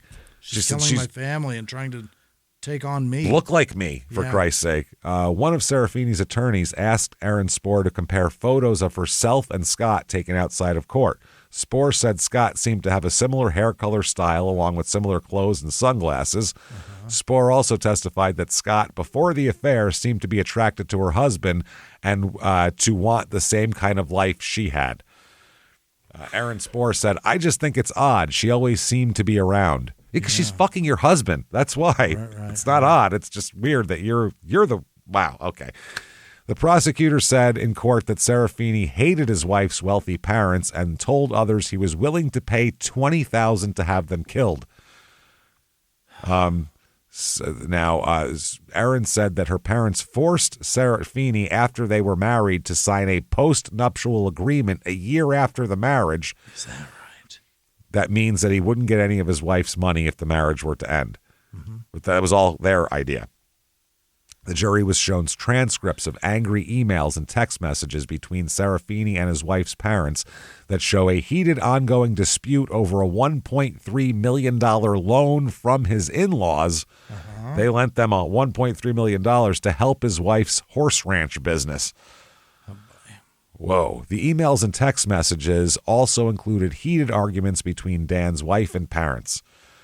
Jesus, so everyone was arguing. Lawsuits between Erin and her sister, Adrienne, allege money played a role in the 2021 deadly shooting. On Thursday, this day, Serafini's wife testified that her parents made her younger sister the sole trustee of their parents' estate worth more than $20 million.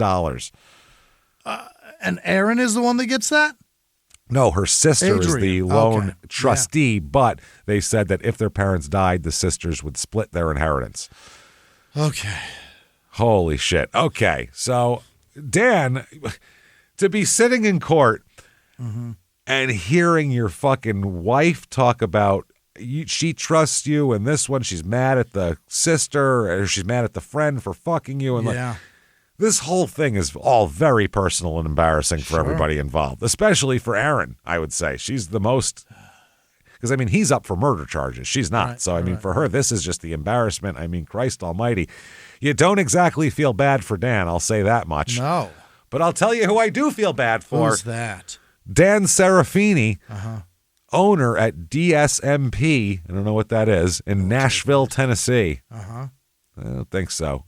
He was a songwriter also for... Voice finalists, a bunch of people I've never heard of because I don't watch that show.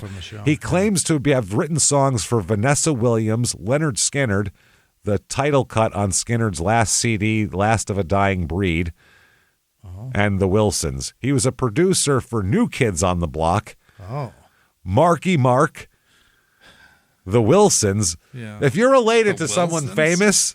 Yeah, like Carney Wilson. Yeah, if you're related to someone's famous, he will fucking do your album for you. Absolutely. I'll figure it out. Maurice White from Earth, Wind, and Fire.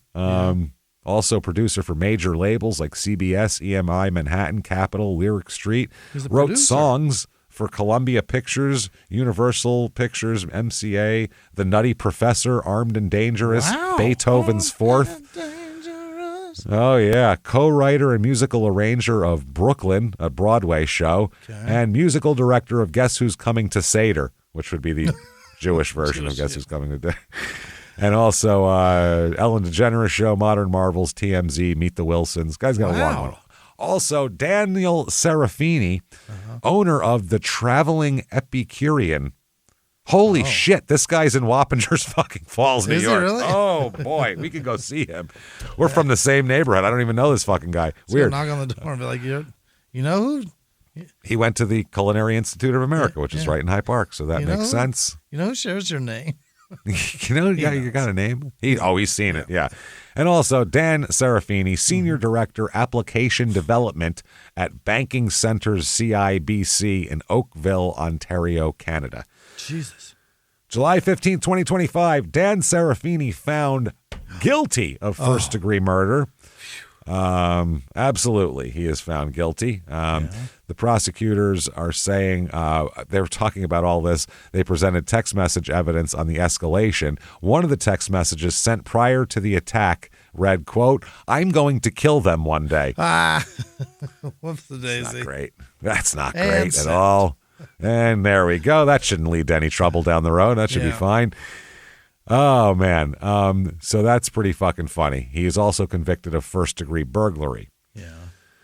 Now, let's find something out here. August 7th, 2025, jail love letters revealed between Serafini and Samantha Scott. Yeah? This is fucking fun. Okay. Major League Baseball pitcher Dan Serafini and his mistress would leave each other hidden love notes in jail after being arrested and charged with murder. Samantha Scott read one of those letters in court while testifying against him as part of the deal she made with prosecutors. In the letter, Dan wrote, quote, "I love you and I think about you so much of every day. As crazy as it sounds, I wish we had more court days just so I could see your face. It does sound crazy. As you bury me under the jail with your testimony. I wish I could tell you not to be so scared, but I understand that you are. There's really nothing to be scared of, and it will be over soon." Mm-hmm. He then went on to describe what he had planned for himself and Scott once they were released from jail. Oh, yeah. He said, very optimistic. "I'm getting out. First plan is to hit the airport parking lot." Ew.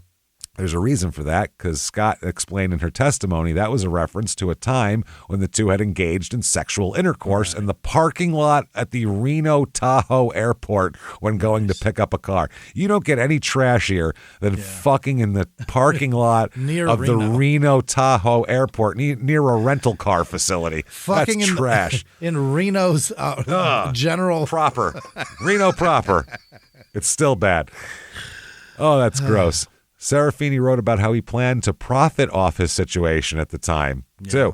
Quote, "I'm writing a book right now to help pay for your and my attorney's fees. I'm also hiring you to help me finish it." Oh, great. I got a job already waiting for me when I'm out. We can fuck in the Truckee Meadows. It's going to be great. We could fuck over in Sparks. So we need to take a couple of road trips to get some facts right, plus photos of certain places. I'm pretty sure there'll be some stops along the highway and the way back, for us to fuck in the car. Yeah. When asked about the road trips and stops along the way, Scott said they were a reference to the sexual intercourse the two would engage in at rest stops while making road trips. Oh, God. Jesus, these two are trash.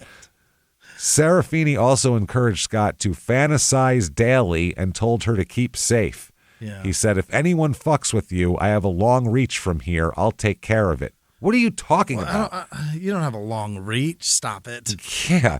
He wrote, "Only problem is my news report is delayed a bit. Looking forward to being with you again soon. Love you. Love me." Yeah. He then signed the note, "We will be free soon. I love you and always will. The Wolf." That's where the Wolf came from. It's not his baseball nickname. It's what he called it himself. Yeah. When asked why Serafini referred to himself as the Wolf in his letter, Scott said she didn't know and had never referred to him using that word. He just all of a sudden decided, "I'm the Wolf. Fuck it." I got a long reach from here because I'm the Wolf. Have you seen Pulp Fiction? That's me. That's me.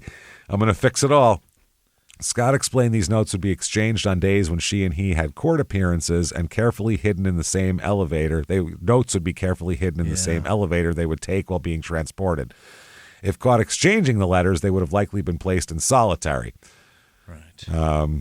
Interesting. It was shortly after she received this letter that she agreed to testify him against him at trial. Okay, so the sentencing gets delayed and he's seeking a new trial. This was a week ago. So, the judge agreed to hear his motions while the sentencing is continued. He also filed for change of attorneys.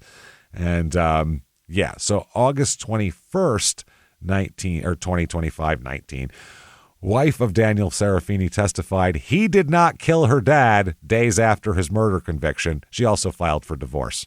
I didn't do it. Okay. He didn't do it, but I'm divorcing him. So she files for divorce. Here, 1 week after the jury convicts him. Yeah.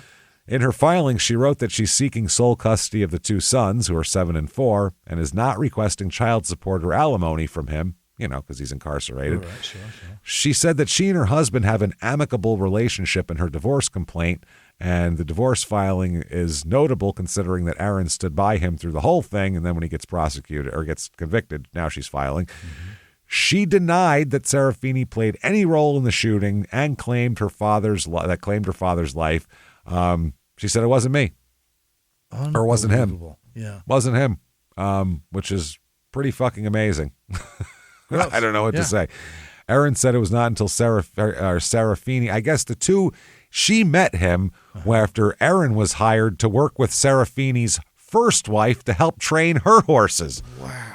So he just trades in a new horse lady every once in a while. He traded in the first wife. Yeah. She took half his money because he was fucking somebody. Wow. Then he meets more women through this wife's horse business. This is fucking crazy. He likes horse broads. I guess so. Trying to She haul just trades them in. Wow. I don't even know what to say about that. So she said that they were married in 2010, a week after his divorce to his old wife went through. The divorce proceedings in the Serafini case stretched out over 3 years, which would explain why Erin's mother was eager to have her new son-in-law sign a postnuptial agreement that prohibited any money from the trust set up in her daughter's name from going to his first wife or their children. What the fuck?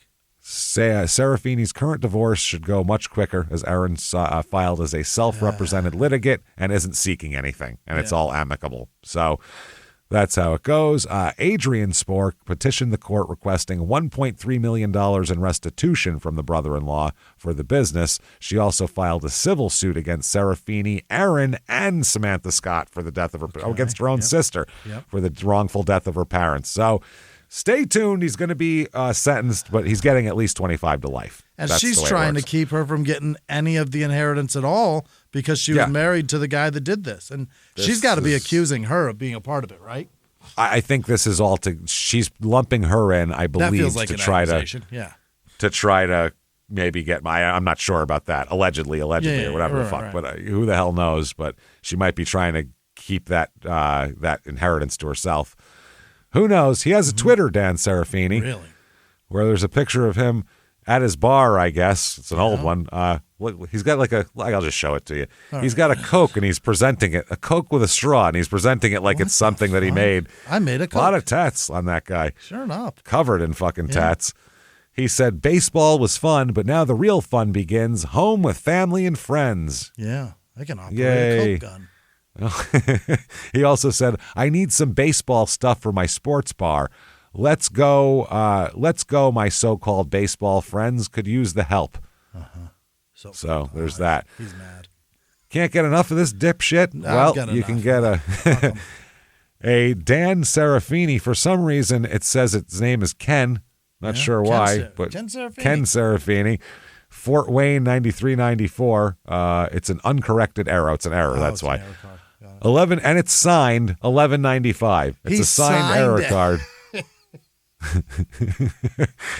Dan Serafini, Hardware City Rock Cats Twins, 1995. Another signed card, $8.95. And then in 1994, Dan Serafini, Upper Deck Minor League signed rookie card, $45. So insignificant, they fucked up your name on the card and didn't fix it. Didn't even bother. This card, I think, is autographed out of the factory, if I'm not mistaken. It's one of those, so that's why it's $45. So there you go. There is Dan Serafini. We'll have an update for you on his sentencing when he's done. But I've been waiting for him to just finish up the court case so we can talk about this because it's a wild fucking case. So interesting. There you go, everybody. If you like that show, please tell the world about it. Yeah. Get on whatever app you are listening on. Give us 5 stars. Tell your friends. Follow us at Crime and Sports. Head over to shutupandgivememurder.com. Get all your merchandise. Get all of your tickets for live shows for Small Town Murder. Seattle is for sale. Get your Seattle tickets right now. That says also patreon.com/crime in sports is going to be where you get everything, your bonus material, and you're going to get a ton of it. As soon as you subscribe, anybody $5 a month or above, you're going to get hundreds of bonus episodes you've never heard before immediately. Then you get new ones every other week, one Crime and Sports, one Small Town Murder, and you get all of that. Yes. This week, we're going to talk about athletes going very broke and throwing a lot of their money away, which is fun. I love that. Bankrupted athletes. Then for Small Town Murder, it's part 2 of Ted Bundy helping to hunt the Green River Killer. Yeah. And that part 1 was more interesting than I could have possibly hoped for. So I'm real into that. That's going to be a lot of fun. So we'll check that out. Patreon.com/crime in sports. And you get a shout out at the end of the show. And you get also, I might add, all of the shows, Your Stupid Opinions, Crime and Sports, and Small Town Murder, all ad free on Patreon. Yes. It's ad free. You can put it into the RSS, into whatever player you use, and listen to it however you like to listen to it. So Jimmy, I need you to hit me with the names of the most wonderful goddamn people in the world. The people who keep us going, the people who are the backbone of this show. Hit me with them right fucking now. This week's executive producers are Gary Howard, Dorothy Katz, Aaron Webb. We're 2 alike, my man, and I'm so sorry. Hope you're hanging in there. You're the best, and I love you. And Jamie Anthony, thank you all so much for being a part of this. It means the most to us. Other producers this week are Peyton Meadows, Jessica Makowicz. That's a sandwich of Mackey's. Yeah, that's gross. It's happy a new thing hour from McDonald's, the Makowicz. It's a dead clown on a bun. Happy hour in Owensville, Missouri this week. Good for you. Boy. Janice Hill, Kathy Fair, Pelliccione. Pelliccione. Oh. Jillian Copenhavers, Dolan Harrington, Amol Cowercourt, Annie Johnson, Camaria Collins, Megan Clark, Nick Mick, Brandy PhD, Jeremy Sanderson, Ty with no last name, MX Stacy, I imagine that's motocross Stacy, maybe not. No name. Somebody with no name. Lydia with no last name, Brianna McManus, Chris Templeton, Marco with no last name, Sandra Sheldon, Stacy Silas, Helen Psilocybin. Thank you for making me trip. Helena Svedang, Rachel Spiller, Amy Nichols, Santi with no last name, Haley Schrenk, Carl Zubovsky, David Bakabobo, Tammy. What is this, Tarney? Is that Tammy? Tammy Sander, Halsey with no last name, Cece with no last name, Marguerite Puente McGowan, Jenny Bean, Melbo 99, Patty Taylor, Marie Yarborough, Carrie Lee DeHart, PZ, what is this? Jennifer. Why did I do two N's, one N, two F? Nice. Jennifer Johnston, Bradley Thompson. There it is. Lynette Placido, LaKendra Devereaux, Andrew Thomas, I hope not, Kendra Levy, Desmond with no last name, Karen Snook, Ryan Noonan, Blaine Cluton, Trevor Robinson, Nick Jutz, Mick and Kathy, Eric with no last name, Nicole Jennings, G. Wayne, Eric Macbeth, Kara with no last name, Brad Bigrig, Tim C. DeHaven, Vicky G., Deborah Anderson, Michaela Sutherland, Jennifer Bain 1, Quinns with no last name, Skylar Littlefield, Drea Thomas. Nope, that's Torres. God fucking damn it. Fucked up both names. Hainsey, I think. Hayes, New York, maybe? Or is it Haysney? All right, Laura with no last name. EMS, Nick at Night, the State Farm guy. I don't know which one. Joel Perry, Jake. Travis with no last name. Don White, Babulus, 35. Chris Hicks, Francesca with no last name. Ian Crystal perhaps. Dustin Dentier. Yeah. Kara Muir, Robert Frey, Jennifer Jones, probably not that Jenny, Fatimus, 07, Crystal Cannon, Karen Palmer, Michael Lanigan, David Nichols, A with no last name, the letter A, this show brought to you by the letter A, Marty with no last name, Elizabeth Masad, Jeremy Raddick, Danielle Gallo with a C, no, with a G, Jamie Rortvet.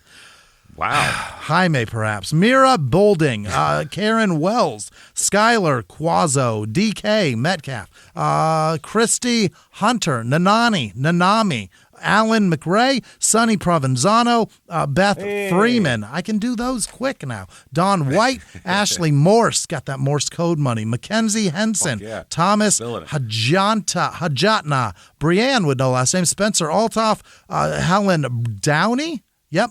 Courtney Santos, Rhonda Clausen, Misty Spells, Dash with no last name, David Sutton, Mel B, Yabos McGee, I bet you. Jonathan West, what is this? What you eating? What you been eating? All right. Heidi Orme, Amy McGuire, Beth Miller, Savannah Dolan, Kristen Seeley, Alexandria G, Anne-Marie Polinsky, Terry McElrath, Katie Lockhart Mantle, Manol perhaps, James Etier, Mike Noonan, Jay Petro. I can't do them as well as I thought. Leanne, no, that's Lena. No, that's Leah. Leah Snyder, Russell Stewart, Jeanne, Marie, Joe, and Mary. Maybe it's Jeannie. All right. JC German. Jeanne, G-I-A-N? No, G-J-E-A-N-N-E. Jean. Could be Jeanne, right? It's two N's. Yeah. I don't know. It might be Jeanne. I don't know. Possible. Oh boy! Cheyenne Bruns, S and A, the letters S-A. Julie. Sexaholics Anonymous? Yeah. Or just a Mexican guy, my essay. Yeah, either Waraxa, Hayden Burns, Leslie with no last name, Jeremiah Sniffing, gross. Nicole with no last name, Edgar Bradley, Susie Fade, Julie Coates Jackson, Latasha Campbell, Laura with no last name, Alex C, Tiff with no last name, Marianne Menina, Timothy Ruiz Brown, James Larkin, Christine France, Outsider with no last name, Jessica Knight, David Borgs, Hannah with no last name, Andre Black, Jennifer Baran, Todd Prince, got that tennis fucking brand money, Jerrianna Reardon, Barbara Cope, Yellow fuzzy ball money. Jeremy Renner's last sip of the soda in the town. That is hilarious because I've never mentioned it nor discussed it with anybody, but that's the most disgusting sip of soda in any movie ever. He's getting shot at by cops. He grabs a soda out of the trash can, takes the biggest pull you've ever seen from a soda that's not yours, the straw and everything, and then throws it down and gets up and continues a battle with the police. He doesn't care that whatever that's going to give him because he's about to die and he knows it, I think. Well, I don't think that disease is really... At that point, he just wants a sip of Coke. Yeah. It's so gross. He'll take King hepatitis Lakes, if he has it. And he certainly got it. He was teaming with it when he got blasted in the face. Nick Blake, Bodie Marshall, Summer Monstera, Michelle Cox, Cody Lambert, Connor Crawford, and every person who patrons this show. You're the best, and thank you. Thank you so much, everybody, for all that you do for us. Unreal. We are beyond appreciative for everything that you just hanging out with us. You're doing it. Giving us shit, giving us money, listening to us, telling your friends, you name it. If you do any of those things, we fucking appreciate the hell out of you. You want to follow us on social media, head over to shutupandgivememurder.com. Drop down menus will take you wherever you need to be. Keep coming back week after week live from the Crime and Sports Studios. We will see you next week. Bye.